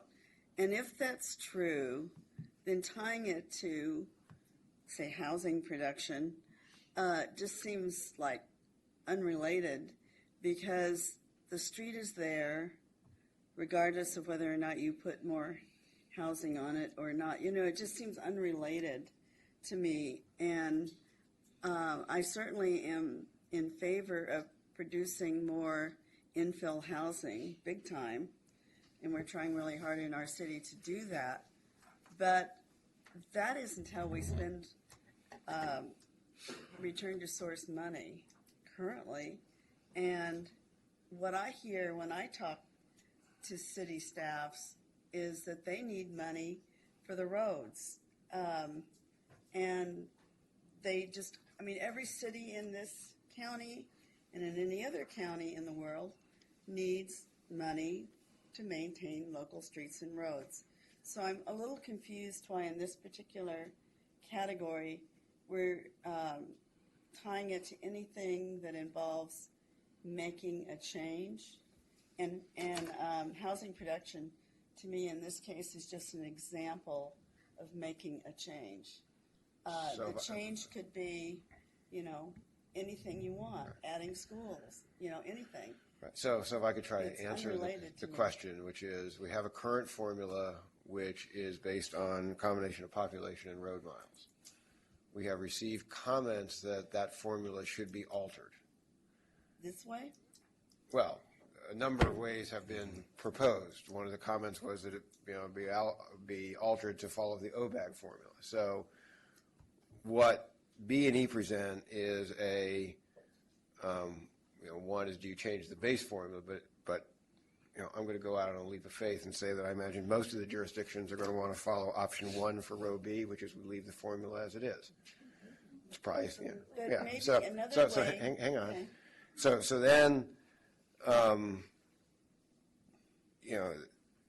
in order to keep everybody in a large tent, which is what we're trying to do in this process, is should there be some augmentation to the return to source where there are some additional performance measures that are added? That's a question for the authority. And I think all staff is trying to do is to present a way in which the authority might consider that. They're not doing it as a recommendation. They're not proposing an exact formula. As somebody has mentioned, what do we mean by certain housing targets? So that isn't defined. Could I make a comment, Yeah. Chair? So the way Julie and Chair Tatson are describing item E is different than what was written. So what's written is what was produced on a staff report that you got on Monday based on a conversation Thursday. What they're talking about is a result of what I think was a great discussion yesterday with the business community, with a lot of Joel and a lot of environmental communities on what I think is a good compromise, which is, number one, we don't, And again, as the chair says, first question is yes or no. Should there be any kind of bonus return to source? But the other was, we understand there's going to be a lot of pushback if we tie it solely to housing. So let's open it up to other elements that are important to the coalition folks and many others, including complete streets and bike ped paths. So I guess I just wanted to say that this number one, we are talking a little bit different from what's written, but it's really a result of the process that you're asking us to go through, and I think certainly Eric would say, and I think some of the folks in the front row here would say that was probably maybe the most productive discussion we've had to get to a real consensus point. So, yeah, we'd like to get the public comment and then really maybe open it up for the debate if we could. Okay, so one of the complaints I've heard over the years about return to source is nobody knows what that title means. You know, when you say return to source to somebody, they say, what's that? You know, they really don't understand that term. So if I were to start, I would not start with how I would redefine it, but say, what is it supposed to mean? And I told you what I thought it was supposed to mean, which was providing local jurisdictions with a way of maintaining streets. The whole idea of tying it to housing production is outside of that definition. Because if you've already got a street, for example, that's totally developed, it's meaningless. So I'm trying to keep this on questions. Okay. I understand. We'll come to comments. I'll come back to you. I just sort of took off on a whole nother. Right. It left my comment. Right. Okay. Or question or whatever. Question from Commissioner Hudson. Yeah. It's the return to source the way it is makes sense to me. My question is isn't there a bottom included in this also? Certain cities didn't meet. You had to get a minimum of 400 or something like that. Am I missing? Wasn't there a minimum in this? Yeah, and I know it's a minor point, but we probably need to take a look at that. What was the minimum 10, 12, 15 years ago? You might have some of the smaller cities, but when we get into the return to source, keep that in mind also, that may have to rise with the rising tide. Okay. Any other questions before I take public comment? Yes. Commissioner Hoover. This is just a matter of clarification. It may just be terminology that you used. In most of them, you talk about housing, and I understand there's housing target goals for everybody. But in G, you specifically mentioned housing/affordable housing. And yet I thought that part of the issue was affordable housing. So I'm curious why you call it out in just G and not in the others, when really I thought part of the goal was to create additional affordable housing near transit and things like that. Well, I guess it could apply to any of them as a new program. So I'm really kind of reflecting on what's in the current Measure J program, which really is more towards housing. And I know there is the term affordable housing is in the TLC description, but it's not necessarily used as much in the evaluation. So this would suggest that if we did a new program focused solely on housing development projects, providing transportation infrastructure for housing development projects, we should probably look at both housing and affordable housing. I guess I just heard from your upfront comments that some of the discussions at the EPAC and things like that was an interest in focusing more on affordable housing and including housing that's tied into the transportation measure. Was that not correct? I certainly mentioned that when I talked about the anti-displacement policies, but yeah, a lot of the literature that I cited in the staff report, it's really both. It's affordable housing, particularly for low and low income folks, but even now with just the surge in jobs, we're talking about just middle class folks are having a difficulty finding housing as well. So I'll take public comment. We'd ask everyone to limit their comments to 3 minutes, and we'll begin with Margaret Hanlon-Grady. Welcome. And she'll be followed by Chris Finn. Thank you, Commissioners. I'm Margaret Hanlon-Grady. I'm the Executive Director of the Contra Costa AFL-CIO Labor Council, and usually I am at my own e-board meeting this night. I'm very rarely here. Happy to be here today.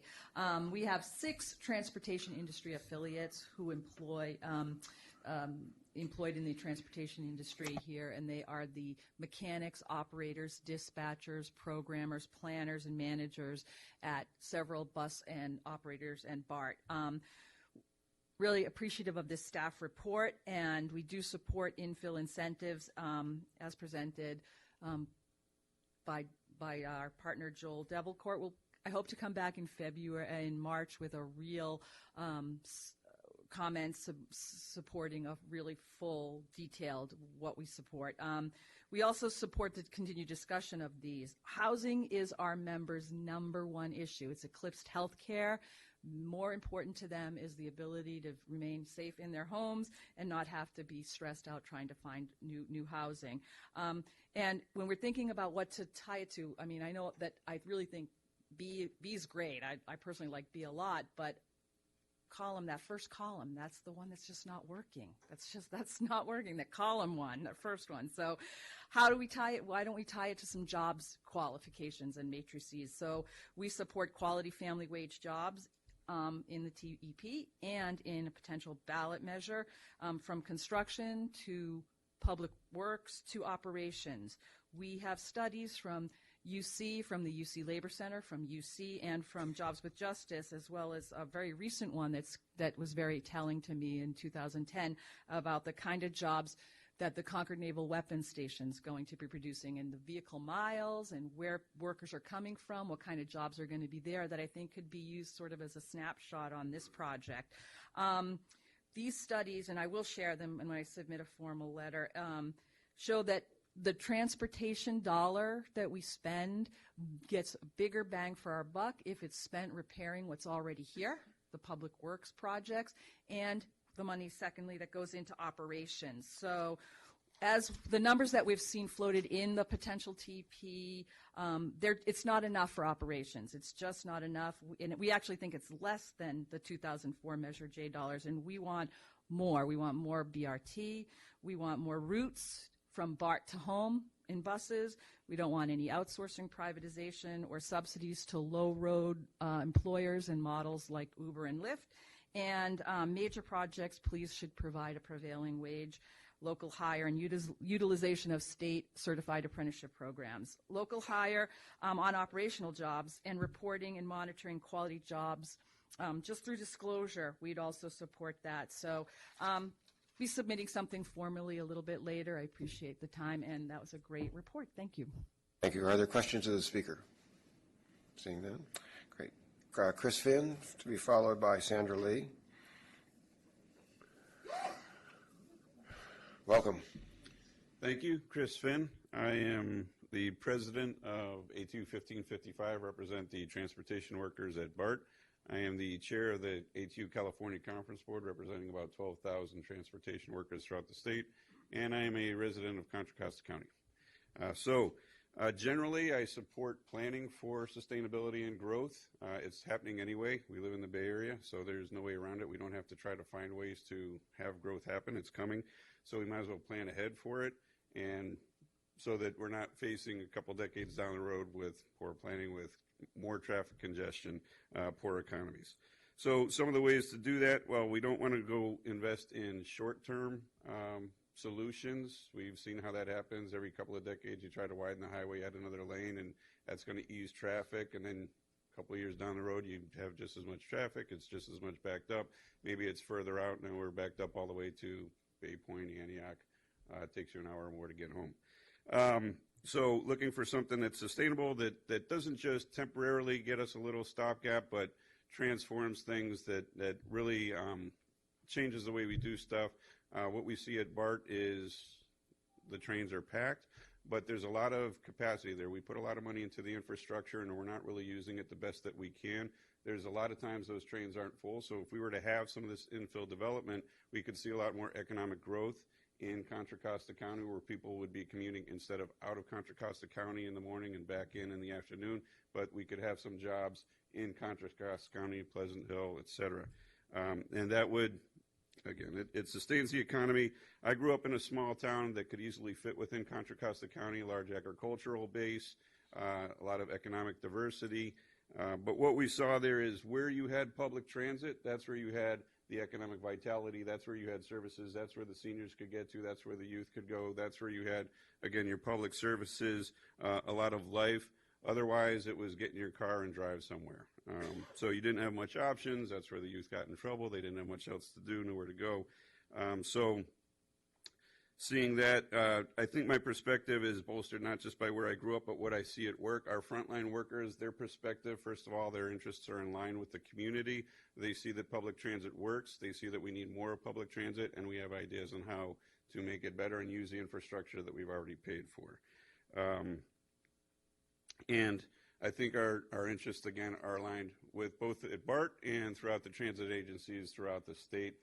We're partners pretty much with management, with the board of directors at BART and with the other directors throughout the state in finding ways to have transit and all this money we already put into the infrastructure better serve the communities. So wise investments. So again, supporting, again, I'd like to associate myself with the comments of Margaret Hanlon Grady. And as a resident and a voter, and as in the transit industry, we really are in a position where we live in the community, we're voters ourselves, but we interact with the riders directly. So we hear their concerns, we see their concerns, and we have a lot of interaction with them.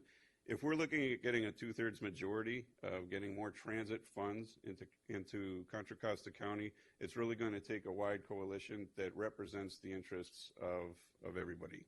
We're based in the community. How do we represent these folks' interests in getting that support? So thank you. Our next speaker is Sandra Lee, to be followed by Yvonne Williams.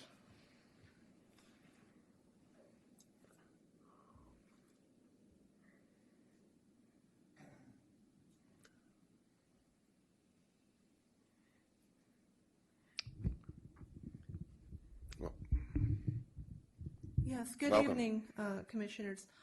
My name is Sandy Lee.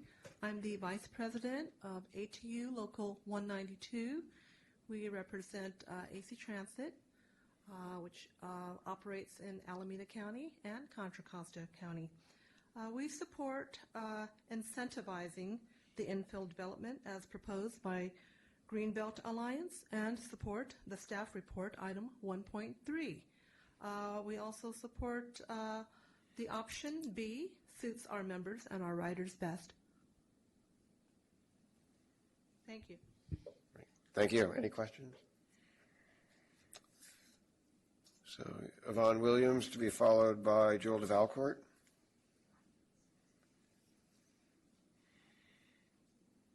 Welcome. Good evening. My name is Yvonne Williams. I'm President Business Agent of the Amalgamated Transit Union, Local 192. And I'm also a resident of Contra Costa County. In addition, we have been serving this county for approximately 115 years as a transit union, and we're proud to say that we are in support of the current TEP. However, we would like to work just as hard for this measure as we did for Measure BB in Alameda County, which has infused $8 billion into Alameda County for the next 30 years. There was a lot of discussion about whether or not Measure BB would pass, but we were confident that with our hard work and input and being able to be at the table, being at the planning stages, and making sure that the materials that went out was something that was understandable to the ridership, our ridership, which are also the voters, that we were able to get that measure passed. So our position is affordable housing. We definitely need that to be a viable component of this plan in order for us to pull our full support behind the plan. It's very important because our riders, our disabled community, our children, and our members of our union are being priced out of the area. These are good areas with good middle-class living arrangements that middle-class workers can't afford to stay and enjoy a livelihood here. So the affordable housing, the infill portion of the plan is extremely important to ATU Local 192, and it's extremely important to our writing public. So I know there is some discussion about not in my neighborhood, but if that's the position, not in my neighborhood, then what you're actually saying is you don't want the future to be where they can also work and live. You're saying you don't want your children here, you're saying you don't want my children here, and you're saying you don't want our passengers' children here. So it's extremely important. I want you to pay close attention to the affordable housing or to housing period, infill, and making sure that people who work in this area can also live and work, live, play, eat, procreate,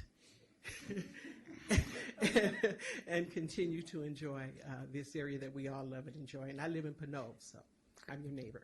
Thanks. Thank you. Hi. Any questions? All right. Following Mr. DeValcourt would be Dave Campbell, and if anyone else would like to speak on this item, if you could please fill out a speaker's slip and hand it to Denise, please. Hi. Welcome. Again. Thanks for letting me back.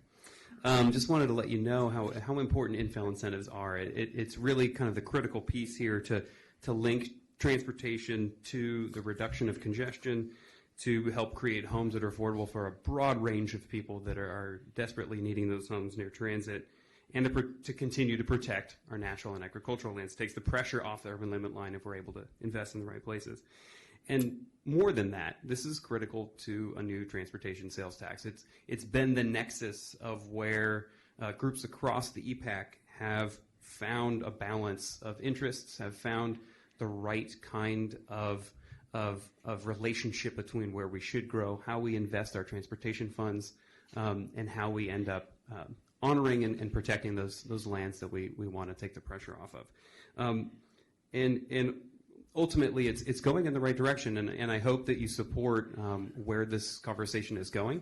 And I look forward to further discussions and questions from you as we continue to work out those kinks and look at the right combination of incentives.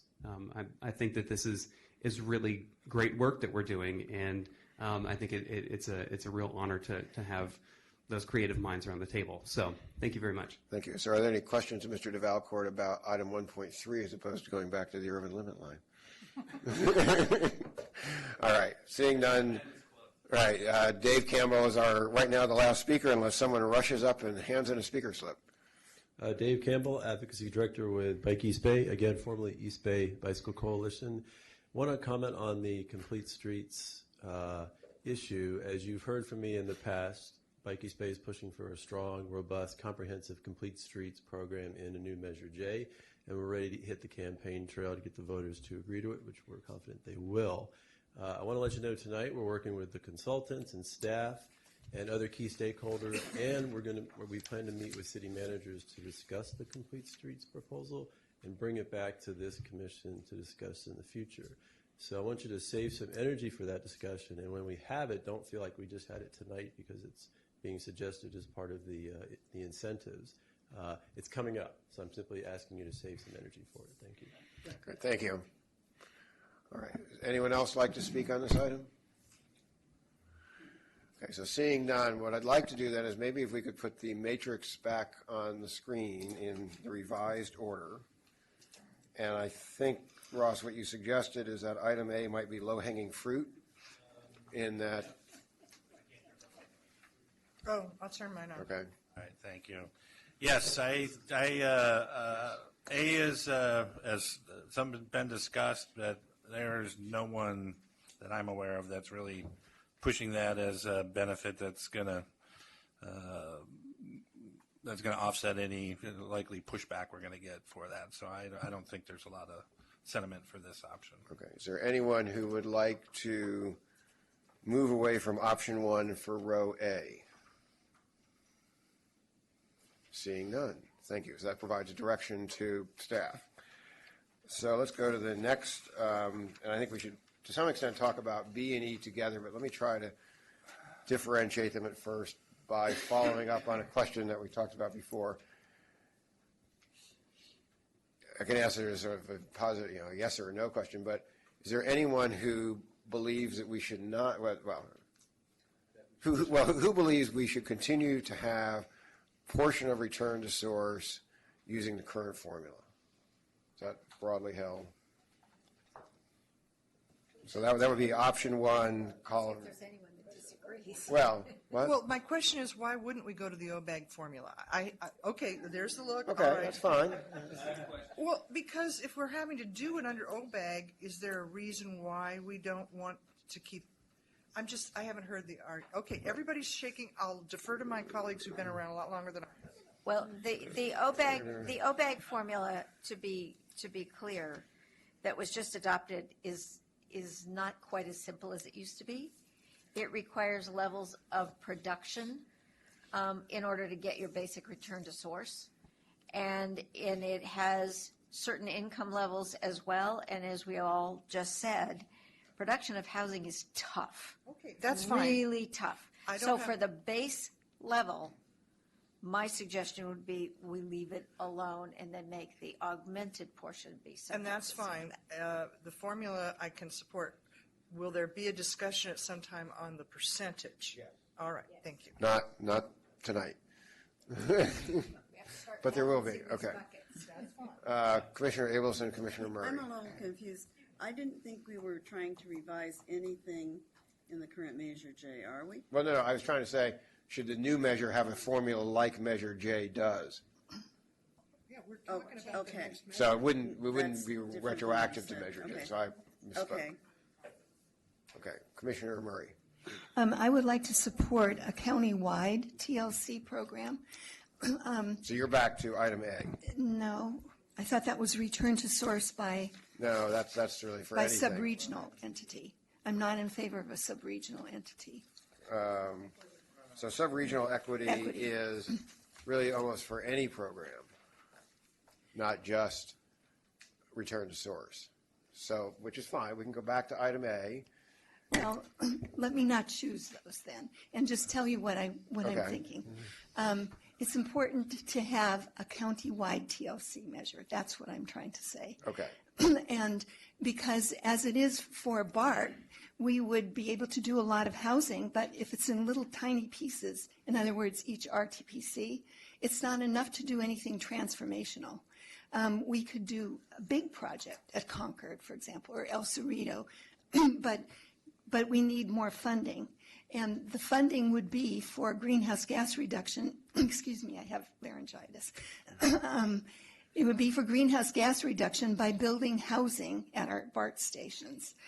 We can't do that without some sort of public subsidy now because redevelopment funds are all gone. And so I'm very supportive of having, beyond the base return to source, some other way of getting housing funding through TLC.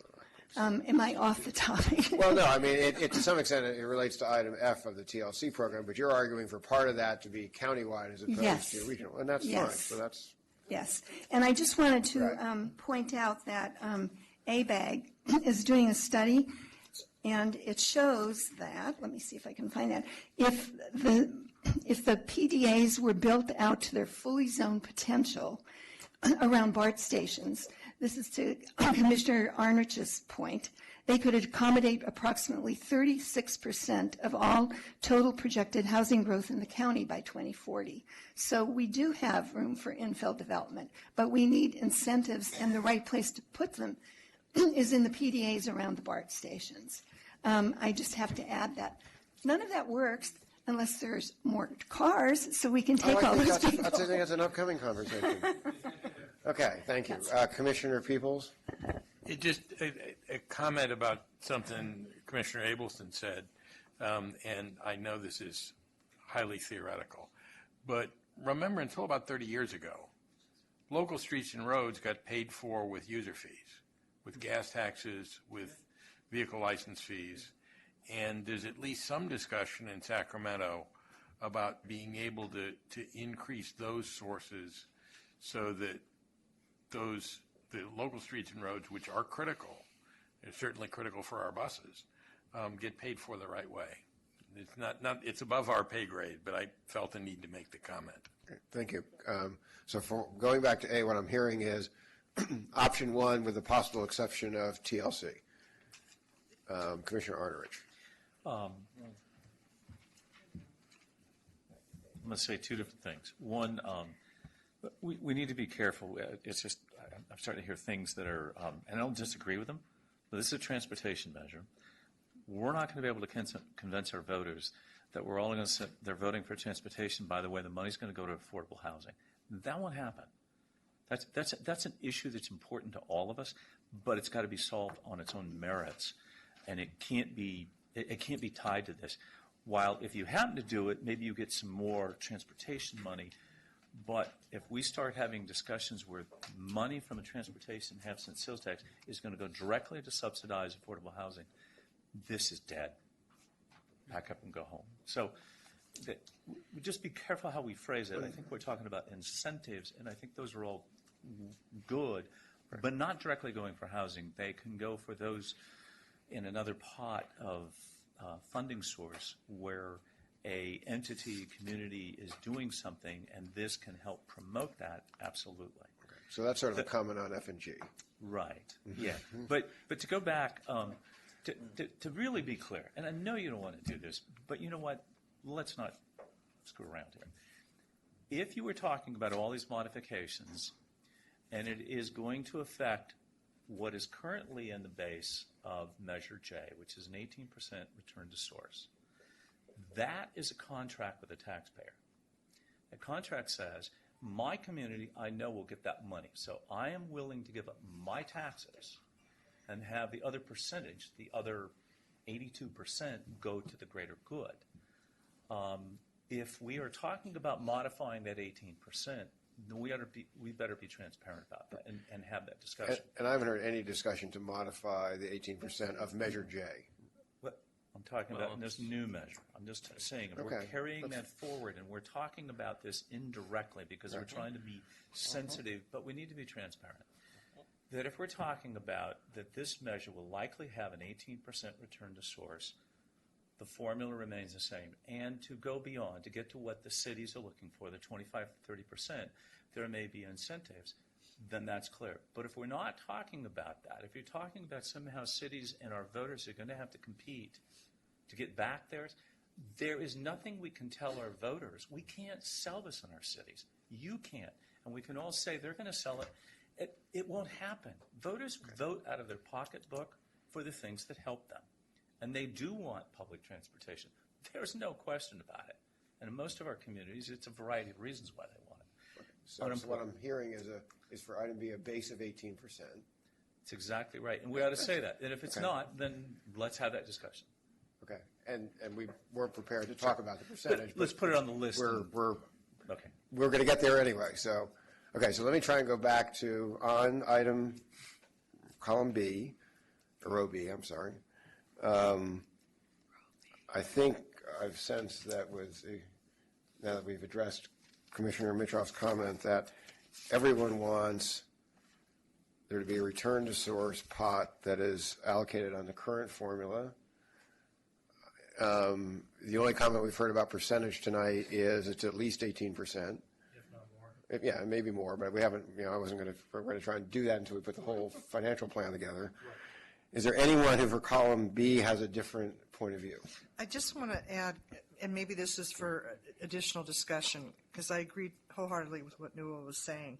But since there's already the 18% return to source in Measure J, and this is additional, don't kill me, but I'd like to have a conversation around any additional return to source would go towards whatever we determine E is. In other words, not have 18 in J, 18 in the new one, and then additional.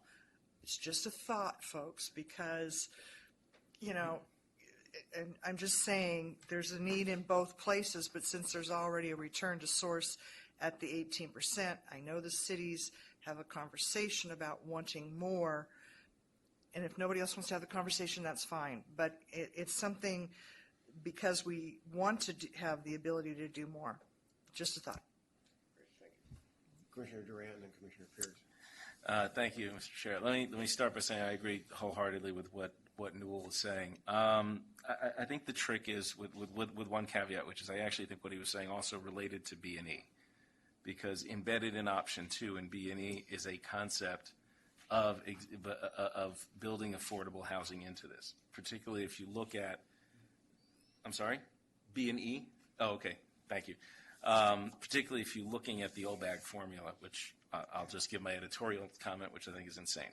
But I also don't want to sort of conflate things, right? I love infill. I think everybody here does. Most of us have spent a lot of time trying to ensure that infill development gets made and built. That's one of the reasons why a bunch of us leverage redevelopment.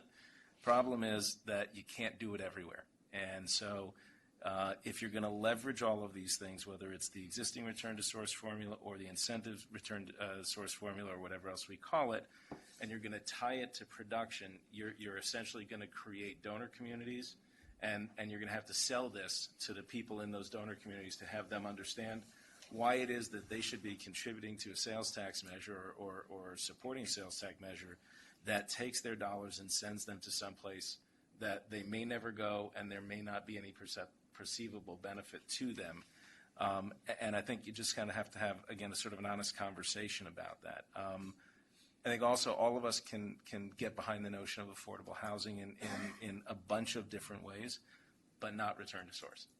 That's just, my gut is return to source was, as Newell said, was a contract that we made with the cities and with the public that said these dollars were going to go for local roads to help backfill, to help cities that have had historic challenges, and to deal with the fact that over a long period of time we have challenges from the state funding sources, right? The gas tax hasn't been raised in how long? I don't want to hold my breath and wait for it to change. I don't care how many bills are pending in Sacramento. When it gets passed and it gets signed by the governor, come back and let's talk about not having return to source. Having said that, it would be with the caveat that there'd have to be something in that state measure that says the state can never take it away again. So I also believe in purple unicorns. Right. Okay. So I think that component of it I think needs to be treated with kid gloves. Needs to be treated as a special thing that's different than everything else. With respect to E and the augmentation, I love the idea of incentives. The question ultimately will come down to if you're going to focus the transportation measure on incenting kinds of development, which may not be entirely irrational. There's an obvious tie, right, between jobs, between the transportation infrastructure and housing, but there's actually a much more significant tie between transportation and jobs. And what I would rather see than us tying this stuff to housing is tying it to job creation, tying it to business development. A bunch of you have heard me say this before, and this feels like the only place to talk about it, so I will. If we invested a bunch of money in getting office development and industrial park development in Antioch, in Oakley, in Pittsburgh, right? There's a bunch of people who get on the highways, that get on our public transportation and come to Walnut Creek and go to Oakland and go to San Francisco from those places because there aren't places for them to go to work that are close to where they live. And with us focusing only on housing around transit, we miss this extraordinary opportunity to save people huge amounts of time in commuting. And by not focusing the conversation on this breadth of ideas that again, to me, tie much more clearly and much more specifically to job creation and office development, we will miss out on some of the economic engine that's driven the Bay Area for decades. If you look at Dublin and you look at Pleasanton and what they were 20 and 30 years ago before those offices were developed, and you look at the housing that has evolved after the businesses have been developed and gone in there, we're looking and talking about doing it the opposite direction or the opposite way. And to me, that just feels like a giant disconnect. Okay. Thank you. So I'm going to try to move us into E by asking a couple of framing questions, maybe, because I got a sense that everyone is in favor of option 1, row B, with a, and to the extent people have talked about it, they want at least 18%. What? As a base, right. As a base. So now sort of the first question, if we look at row E, is anybody interested in a additional return to source pot that is going to be based on achieving other kinds of performance criteria, be they housing production, job production, complete street production that would reduce vehicle miles traveled, putting in place infrastructure that would encourage. Yeah, right. That's what I'm saying. All those things. But I guess the first question is anybody interested in even pursuing that before we start to work out what the formula might be? Okay. Okay. So that's a major thing. That's different from what we have today. So I just want to make sure. Commissioner Pearson and Commissioner Arnold. Well, Commissioner Romick. it is different, but it's not entirely different because today we actually do have other pots of money that cities can access by doing other things. I mean, when you add up all of the things that a local jurisdiction can qualify for through the TLC programs and other programs that we already have, we actually can build upon the base 18%. We've already, most of us moved over the 2% or the 1.9% that was in addition to that. We've moved that over, so it's really realistically almost 20% that is an automatic return to source at this point, as long as you fulfill your checklist. And certainly the checklist is another discussion we have to have. But I think when you get down to row E, David's right, Karen's right. You need to have a whole lot more in there even than we've talked about. And to be really, really clear, and I think Newell sort of said this in a way, but maybe not as bluntly as I'm going to, we cannot build one stick of house with any of this money. Not one house, not one board, nothing. All we can do is incentivize. All we can do is build the transportation infrastructure that supports the housing. I want everyone in the room to be absolutely clear about that, because I have been in rooms recently where people thought we were actually going to build a house or 2 or 10 with our transportation money. We cannot do that. That's a no-go. So to allow us to build infrastructure to support jobs where the houses already are, because frankly, a large part of the Bay Area's workforce lives in Contra Costa County and commutes elsewhere. So to be able to support job creation, maybe that's as big an incentive as building infrastructure to support housing in those areas that are drawing the commuters. So, you know, I think we're building a longer checklist that will allow you to qualify for these additional return to source dollars. And the local streets and roads money is what I think we called the return to source in our last measure, local streets and roads maintenance money, which makes more sense to the voters. So I just think we need to be really, really clear on what we're doing. And just to go back to item B, I think that's got to be a checklist only item, and you fulfill your checklist, you get that base dollar amount, because that is kind of the promise that we've given to jurisdictions to keep them from going out for their own measures. Yeah. That's right. And they would have done that. And with us using up the cap, they won't be able to. So we have to give them enough to make it worth them supporting us. Thank you. So Commissioner Romick has been very polite. So I'll have to turn to him now. Well, I was going to agree with what has already been said. I don't think I'll speak for Bob, too, Commissioner Taylor, and state that us in East County, we really don't need incentives to build more housing. It's coming. What we need to do is help to incentivize building the infrastructure to attract businesses and jobs, because that's our biggest problem right now as we go out and look for a job, is to have somebody come and build from the ground up. They have to include all the infrastructure on the road to get to there. And so that's an impediment to attracting those jobs to our neck of the woods. So I would be highly favorable of adding option E and including it as broad a spectrum of incentives as we possibly can to make sure that anybody who's looking to move out there, bring jobs with them, bring additional housing, bring additional, I mean, we need it all out there. and it'll all help us all to grow in a more pleasant way. So I would be in favor of making that group of incentives as large as we possibly can. Thank you. Commissioner Abelson.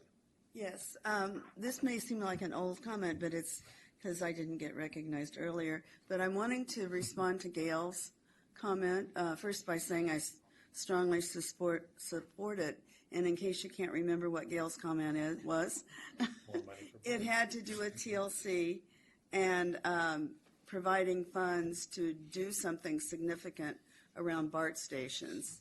I don't know if I paraphrased that correctly, but I think that's really, really important. And if one of her other comments was it would provide about a third of, do you remember your comment even?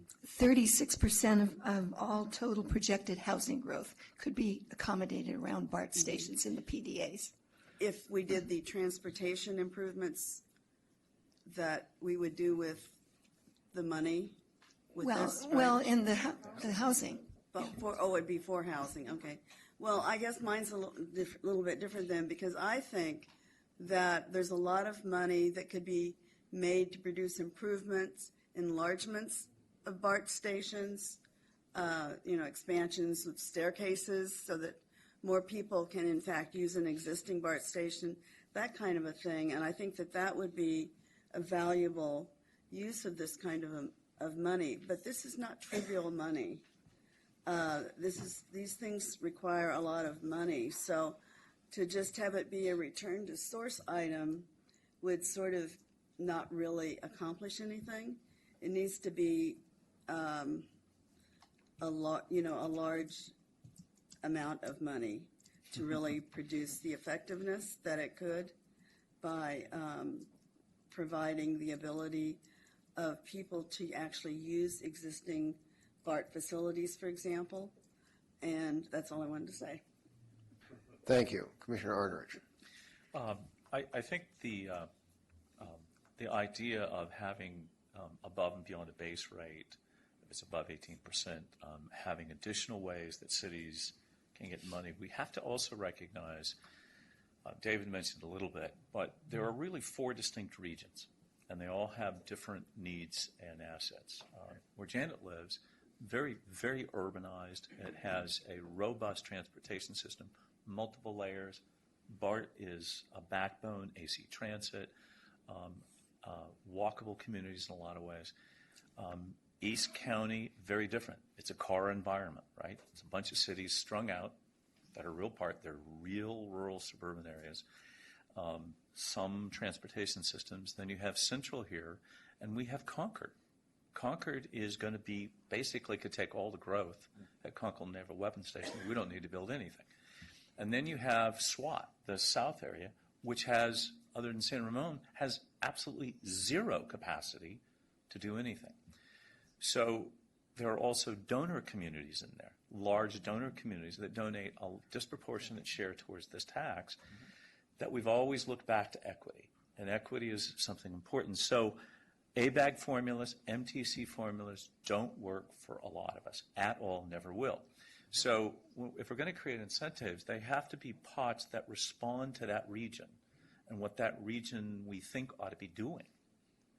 What can we do differently in WICTAC? What can we do differently in SWAT that's appropriate? So amongst those, it would seem that there are proportional amounts of money that provide equity, but they're incentives to accomplish what's appropriate and relevant to those areas.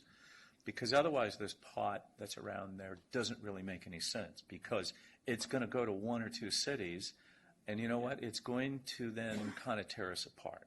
Because one of the things we went through, and it wasn't Karen's fault, but last time it was the cities against the county. And you know what? We're not doing that this time. We're all on the same page. So I think it's important we don't start to go down those roads where it means, well, you're getting something and I'm never going to get it, because then you can't support that. So on that bucket list, to make sure that there are those equity issues that are kind of based on regions, and that there is a different set of criteria that maybe incentivize the appropriateness for each area.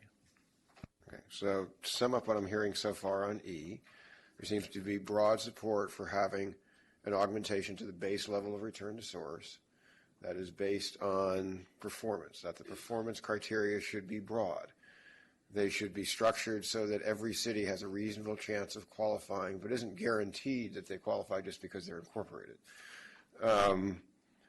So that brings me then to another question. If you look at option 2 or option 3, is if you get that additional return to source money, can you use it for any transportation money, or is your use of it limited to certain things? Commissioner Mitchoff. And I was listening to Commissioner Arnrich and one of his previous comments, and I think one of the ways we're going to be able to go out and convince voters to vote for this is that it's different. But this is one thing where I still think it should be on transportation issues. This is a transportation measure. And I think it might be easier, at least for me, to answer your question, which is a very good question at this point, once we see what those additional criteria are. Then we can maybe put more meat on the bone, if you will, for the nexus between what that criteria is, job creation, as it relates to transportation. And maybe it is by putting a job here, you're reducing the need for single occupancy vehicles or something like that. But I'd like to see that nexus once we see the criteria. So there's a suggestion that we put the question of how one would use augmented funds a jurisdiction might receive on the parking lot. So we see the criteria. Is that people comfortable with that, or are there other comments about that topic? Commissioner Hudson. I agree with the any transportation purpose. We have not gotten into transit. We haven't gotten into the last mile source, some of the new technologies, the shuttle stuff we're talking about. If you put jobs out there, we've got to be open to using this to what makes sense at the time. Yeah, just real quickly. I think we actually need a combination of option 2 and option 3, where we have that long checklist of all the things you can do to qualify for it, and then you get to spend it on anything you want for transportation. The question. Okay, Commissioner Durant. Yeah, it can be housing, it can be Yeah, the way you qualify is very broad. We've agreed to that. It can be bike projects, it can be anything. Okay. I was going to ask the same question, so I think that's good. Okay, so I think I'm going to take ever so slight an issue with the use of the phraseology of performance targets or performance criteria, because in part my point was you have to incentivize the builds. You have to incentivize the creation. So the incentive can't be tied to having actually already done it. It has to be tied in some fashion to what's necessary to get it done, to get it built. So yeah, so I think that's exactly the refinement I was looking for, right? So if you're going to use the notion of performance criteria and it's forward-looking performance, then it seems to me you'd want to tie the funds allocated to facilitating the performance that you desire. Let me put it that way. But I wouldn't have it be a backward-looking evaluation of, did you build X number of houses, or did you build X square foot of commercial or retail or what have you? Okay, thank you. Commissioner Taylor, haven't heard from you tonight. Well, I've been absorbing what's going on. A lot to absorb in the sense of, I guess I look at it, and thank you, Kevin, for saying what we are in East County. Housing is a big issue for us. But I just want to make sure we all, it's an old Southern expression, understand what transportation is, understand what housing is, understand what roads are. In other words, we're all talking about a lot of different things and throwing everything in the mix, but we have to remember one thing. Personally for me, I have to sell my constituents that we are going to enhance their station in life. We are going to try to enhance their positions of getting jobs. Being on Highway 4, being on Vasco Road, forever.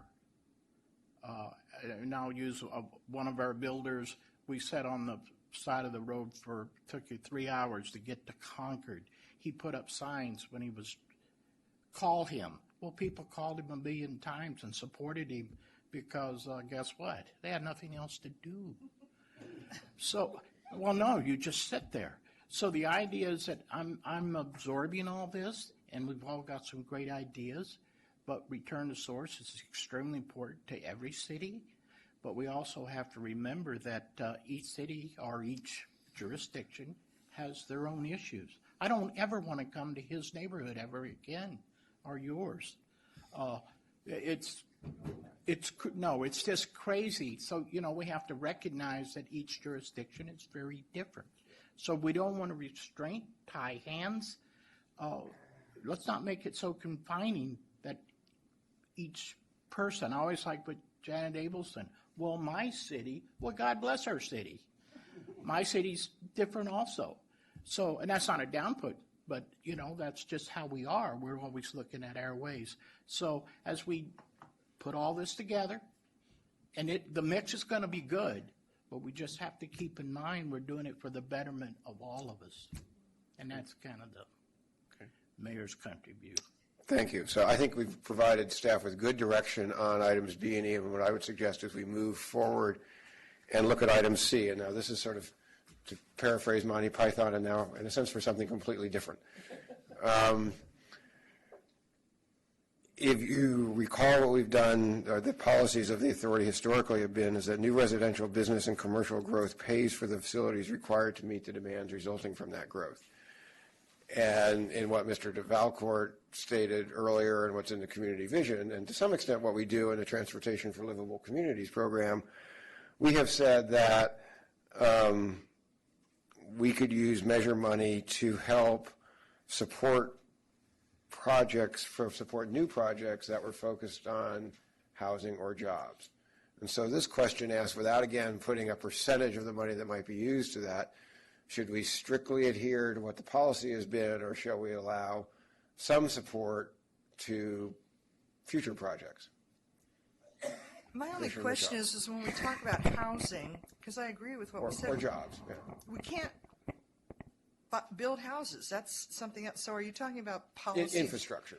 Infrastructure. Right. So it'd be infrastructure to facilitate housing projects, infrastructure to facilitate job creation. Okay. Yeah. So, Commissioner Romick. We're on item number C. I would say excuse me? Yes. Yeah, okay. I would stick with option 1, and then option 2 we folded into E for me, as far as incentivizing things, and that's where option 2 should be placed, would be with item E. So if I understand, you would allow a jurisdiction to do that, but they wouldn't be required to. Right. Okay. That's good feedback. Okay. Commissioner Peoples? Yeah, I think in this one in particular, the devil's in the details.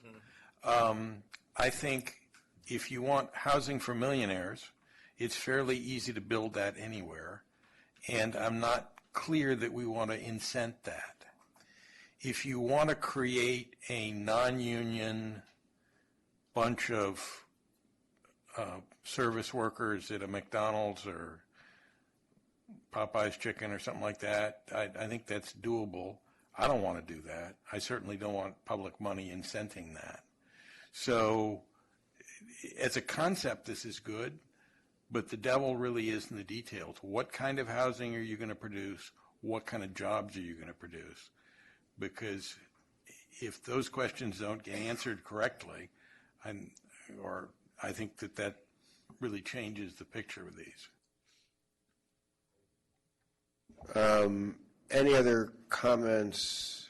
I think Commissioner Romick has given and Commissioner Peoples have given us good food for thought. Okay, Commissioner Arnrich? I would just say I think actually Chris just brought up something. There really isn't, the way it is now, new residential business commercial growth pays for its impacts. Amending this for housing and or job creating projects to subsidize the infrastructure for that, that's really the same thing. So there's actually another part of that sentence that isn't there.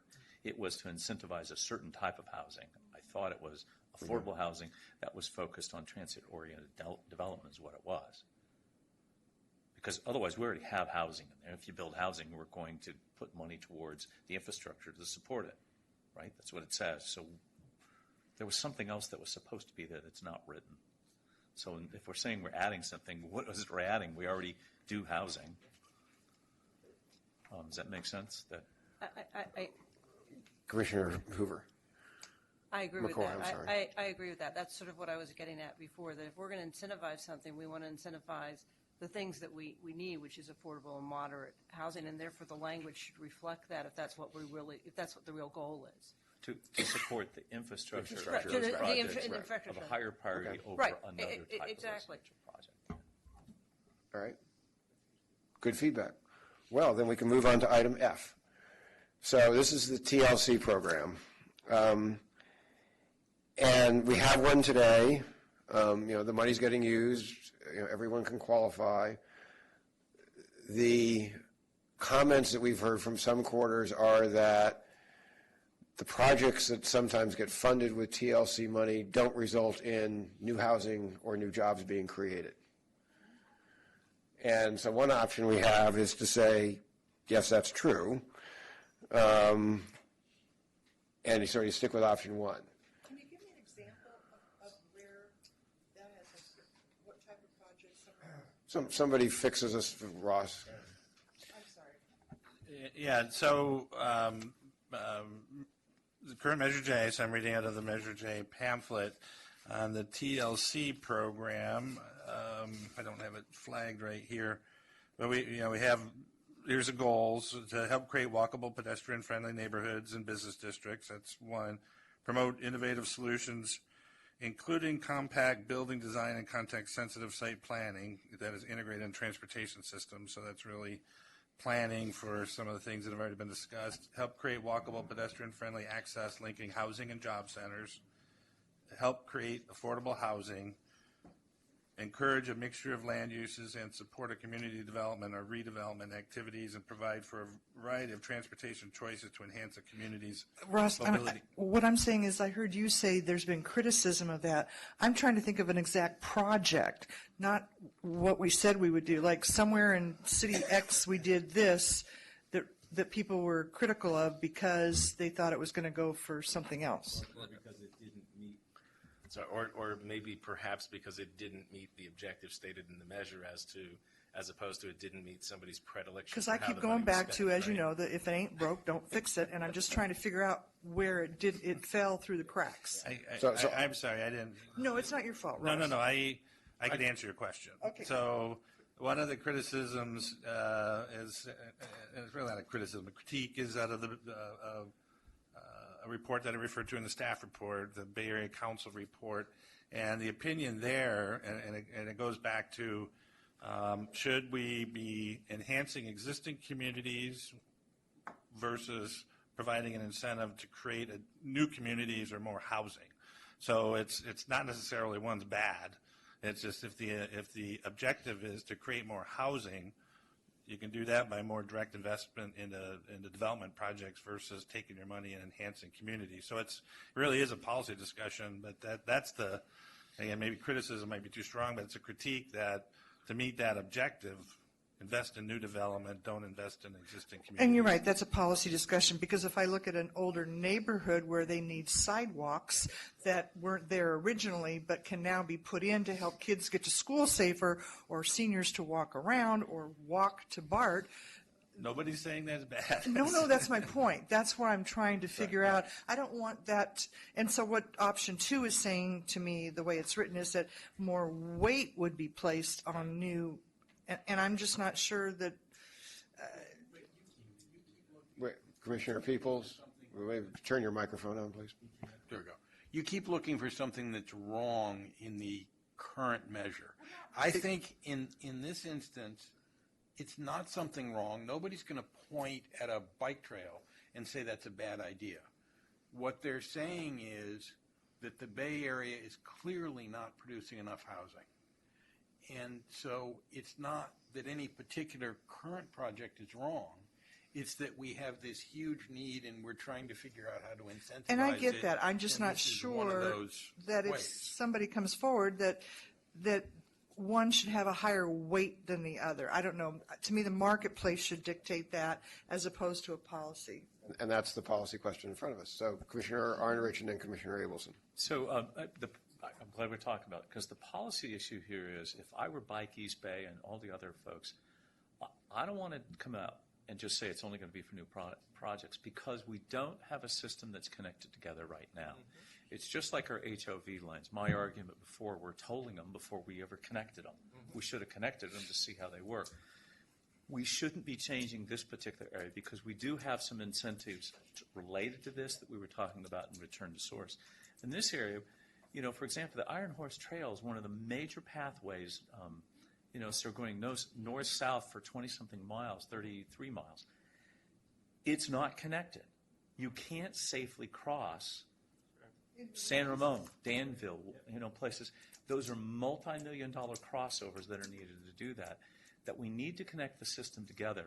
We all have some sort of obligation in our general plans. You build a project, you have to build all these other things. It doesn't have anything to do with this measure.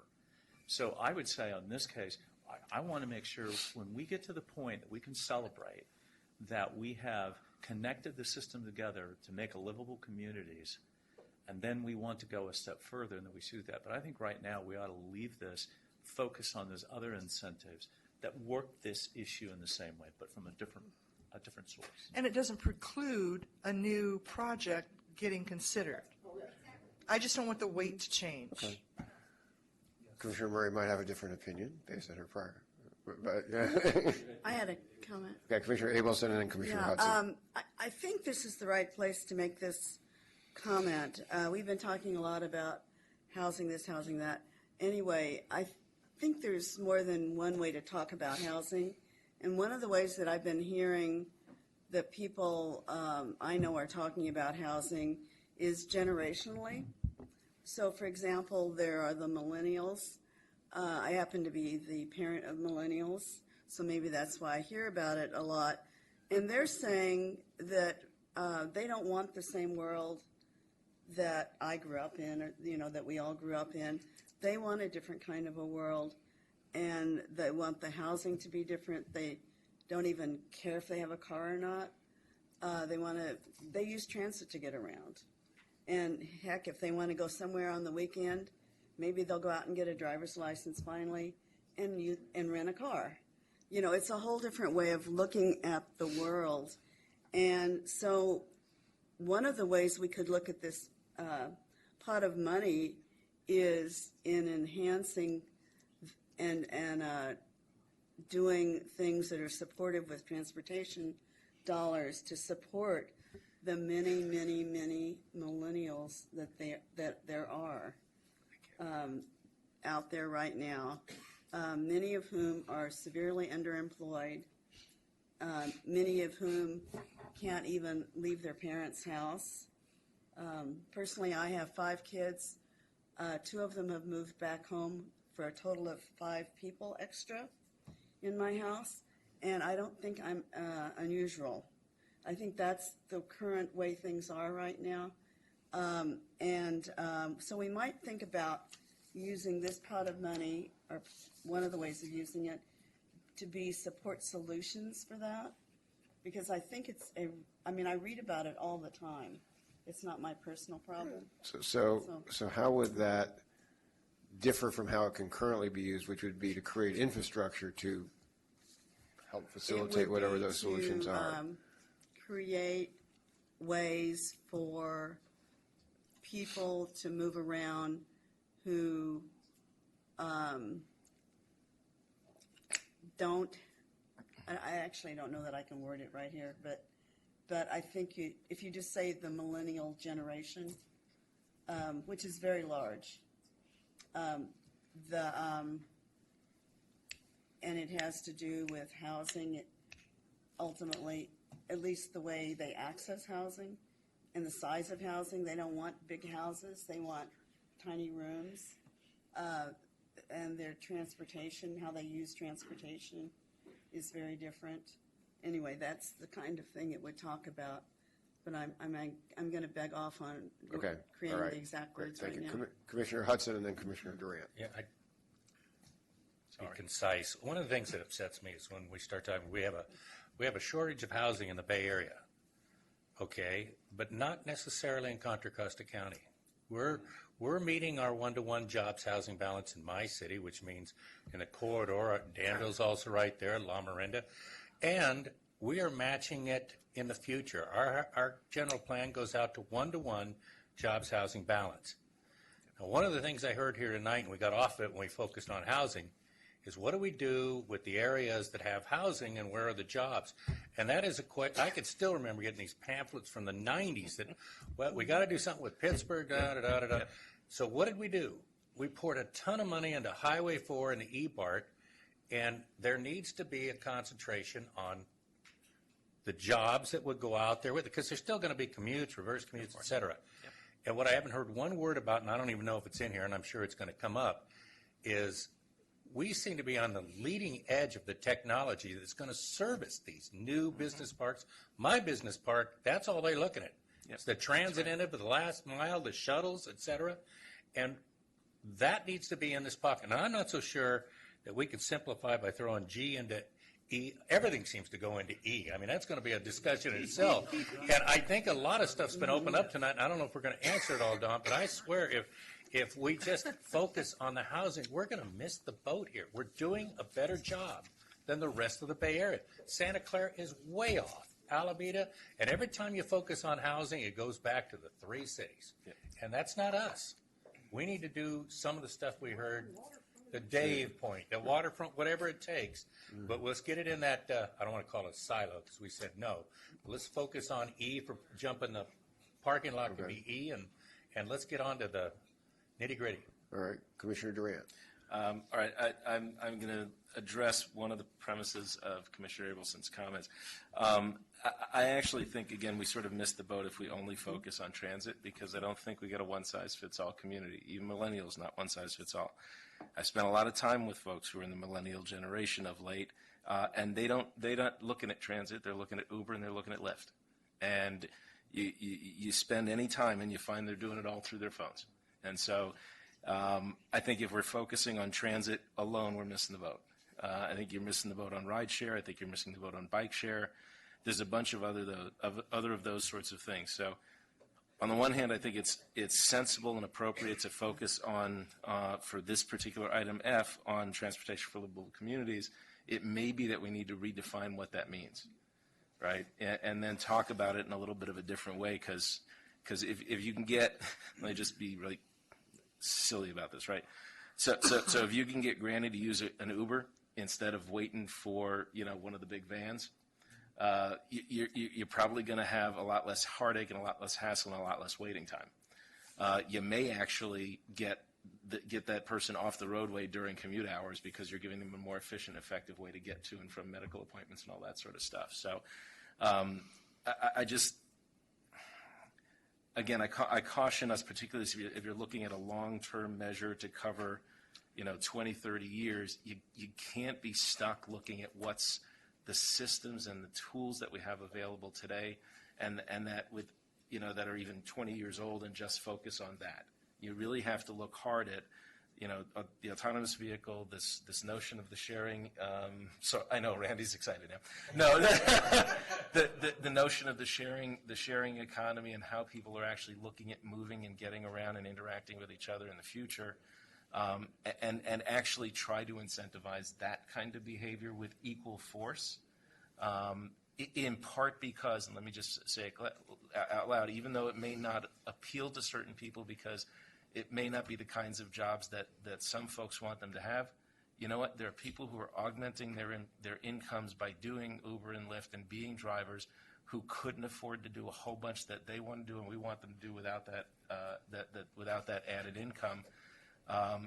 And so again, I just think if we're too narrow in how we focus this stuff, we're actually going to miss out on a bunch of people that we want to attract to vote for it if we go there.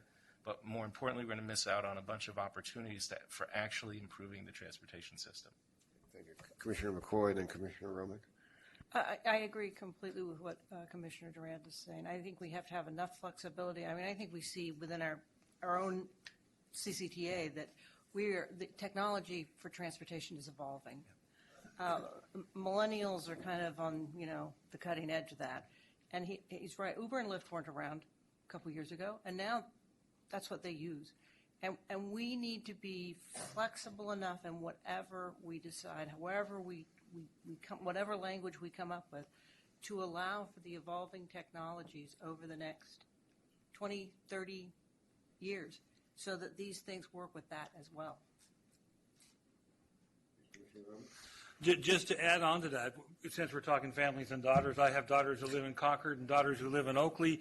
The transportation options available to my daughters in Concord are vastly superior to the ones that are in Oakley. The daughter in Concord is using Uber every time she goes any place. The car stays in the garage. She's using Uber. There aren't very many available options in Oakley for my daughters to get out of Oakley, except for getting in the car and driving over the hill to participate. But that's what I'm looking for. Looking at item E and the additional options, we need to prepare for that driverless electric car owned by Uber that's going to be servicing us all in 15, 20 years, taking us from doorstep to doorstep, from one place to the other, to this total new. Brave new world that we'll be facing in faster time than I think most of us can imagine. And I think that we really, Mr. Durant has spoken, we really need to build something in this bill into that will address those types of options and make them available for those who not only live in a more congested area to us that lives out in the farmland out there. We need to be able to have all those available options available to everyone across the spectrum, no matter where they live. And I think for me, item E is one of the spaces where we can exploit those. So I think the list on E has grown. What I'm hearing on F is there's the majority preference to stick with the current program. What I would suggest, given the earlier discussion, is that if a particular RTPC wants to change the weighting, since the funds are going to be allocated by RTPC, they can do that.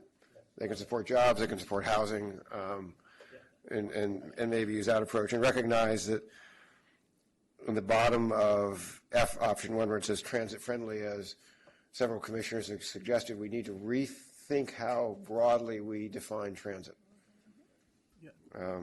So, recognizing the hour, if we could move on to G, and Ross, if you could just remind us of what G is intended to be and how it differs from what we've already discussed. I think I can do it in one word. This one includes jobs. And I think we had said, certainly in E, we included jobs, and this would be an infrastructure for jobs. Yeah, this would, well, it'd be, again, it kind of gets back to, I think, Supervisor Mitchoff's comments and questions. TLC is a balance of existing communities, new development. This one would be solely focused on new development. It could be housing, it could be job creation.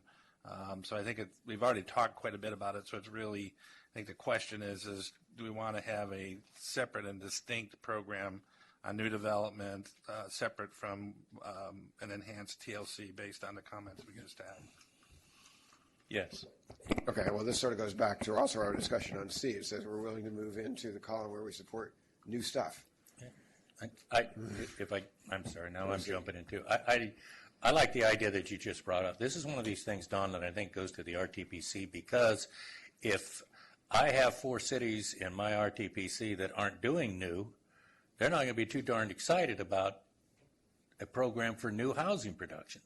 But they have other things that they need. They may need the shuttle, the autonomous shuttle or whatever to get to the jobs that they're driving their car to, and maybe the RTPC looks at it a little bit different, expands it because it's about jobs. We are expanding jobs, but there aren't a lot of us doing housing in my region. So I think this is something that, again, could be focused through the RTPCs. Commissioner Peoples? Yeah, this is a question. I'm presuming that these new projects that we're talking about can be new projects within an existing community. I mean, we're not talking about going out to a green field and... Correct. We're not incorporating the 20th commit city. Okay. So I sense general...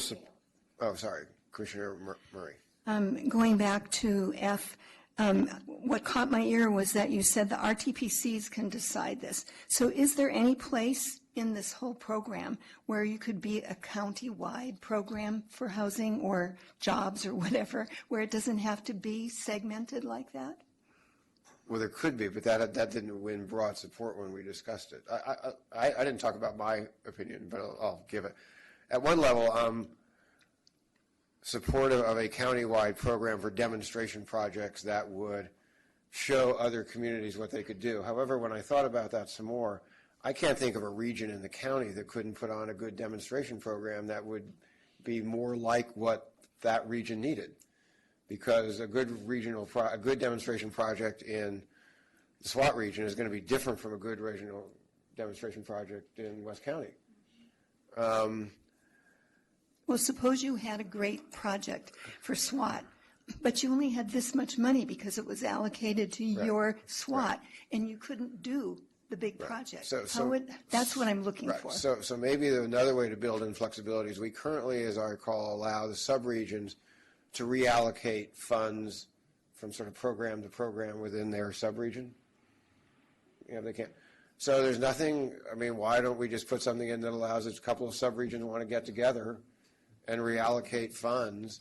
They can do that. So if Transpac wants a lot of money to do a great demonstration project around a BART station, they do a deal with SWAT to do something else. Okay, so is there flexibility in this Well, right I think now? if there's interest in that, we could write it in. Okay. Can I add to that?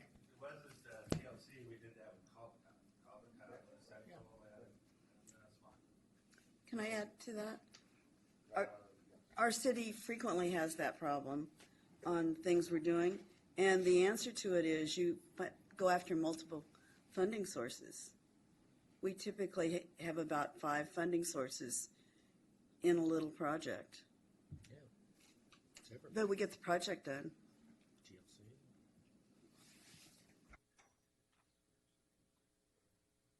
So I think that brings us to item D, and what I sensed was the recommendation is option 2, which is to not make a decision tonight and then adopt the policies or funding a potential new TEP based on the outcomes of regional discussions. We're comfortable with that. Okay. Option 2. So for item, D, anti-displacement. So Commissioner Pierce. Yeah, the regional bodies are struggling with this one and trying to figure out what it means and how to frame it. And frankly, I'm not sure it's up to us to try to figure out something and then have it supplanted by whatever ABAG and MTC come up with for their Plan Bay Area 2017. They're going to have a different definition regardless of what we come up with. I would hate to have us have 2 different policies. I think one is probably enough, and we can leave this in other hands, I think. Okay, thank you. Once they figure out what it means. Right. So I think that's the end of item 1.3, and thank you, everybody. I think we got a lot accomplished with your comments. But I'm going to move on to the schedule because that is the next thing. We provide this direction. Staff goes out and works very feverishly. I was talking to Ross today, and he said that since we last met, he's only been in about 50 hours of meetings, which doesn't provide him with much time to actually produce all these staff reports. And we need to be cognizant of that. And also, at least I know that I work better when I get to see the whole thing put together and sort of think through how you balance one item versus another item, and have you hit something overall that I could get my cities to support and that you could get your cities to support and that the advocacy groups will support, et cetera, so we can get something passed. And so to that end, there's work has started to happen to put together a draft measure that will contain comments on all of these things. And the first draft we see won't have everything, every I dotted and T crossed, but it'll be a good start. We're running into a timing complication. It would be good to, one, add a meeting at the end of March so that we have hopefully 3 meetings in March to discuss this, and because They're 5 weeks in a sense, so one of the proposals is, can people make a March 29th meeting, which is a Tuesday, the 5th Tuesday?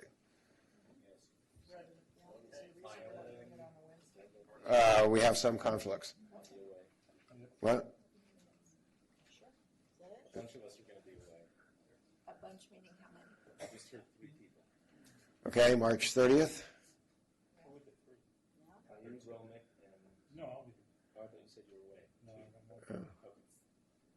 Okay, let's go back to the 29th. How many cannot make the 29th? Can Joel come? Or you all at a park day? Okay. Okay, who cannot? I think Commissioner Durant cannot do the 29th of March.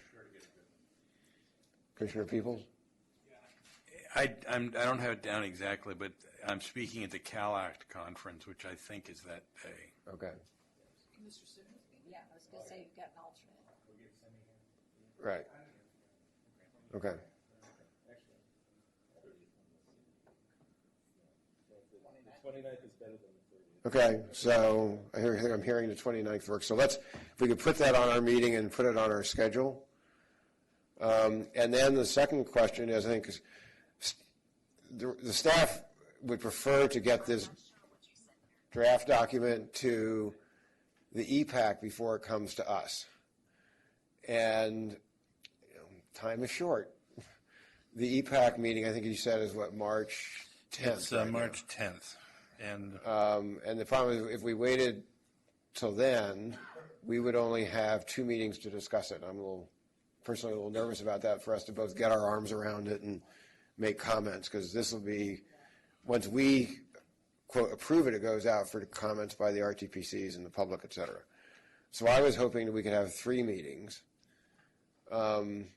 So one option would be to move the EPAC meeting to, I guess, well, the question comes down to, because we meet on March 9th and the 16th. We know that some cities have council meetings on the 9th and others have meetings on the 8th. Well, it's first and third. I think This is Mayor now would second. you'd have a conflict on the March 9th, I think. Conflicting with that tonight. First Wednesday, first and third are okay. It's second. This would be moving it to the second Wednesday. So we will meet on the 2nd of March with you tonight. Right, we try and have the EPAC meeting. Oh, that would be good. So does anybody here have a standing meeting on the second Wednesday? March 9th, okay, Mr. Peoples. That's the idea, because that would allow us then to move the EPAC meeting earlier so we could have their comments on this draft, and we would still have 3 meetings to discuss it and refine it.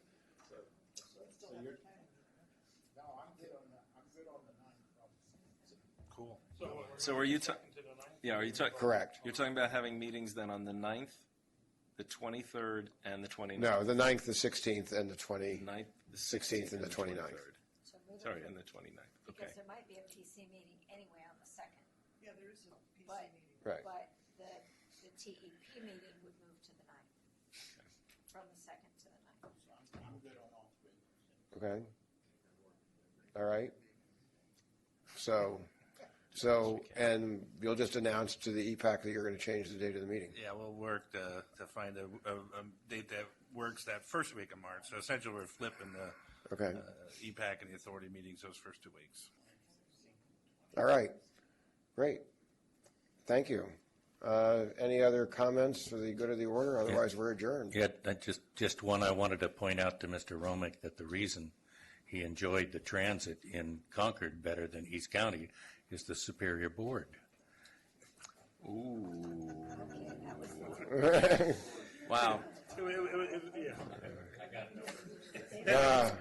All right. Thank you very much, everyone. Have a good evening.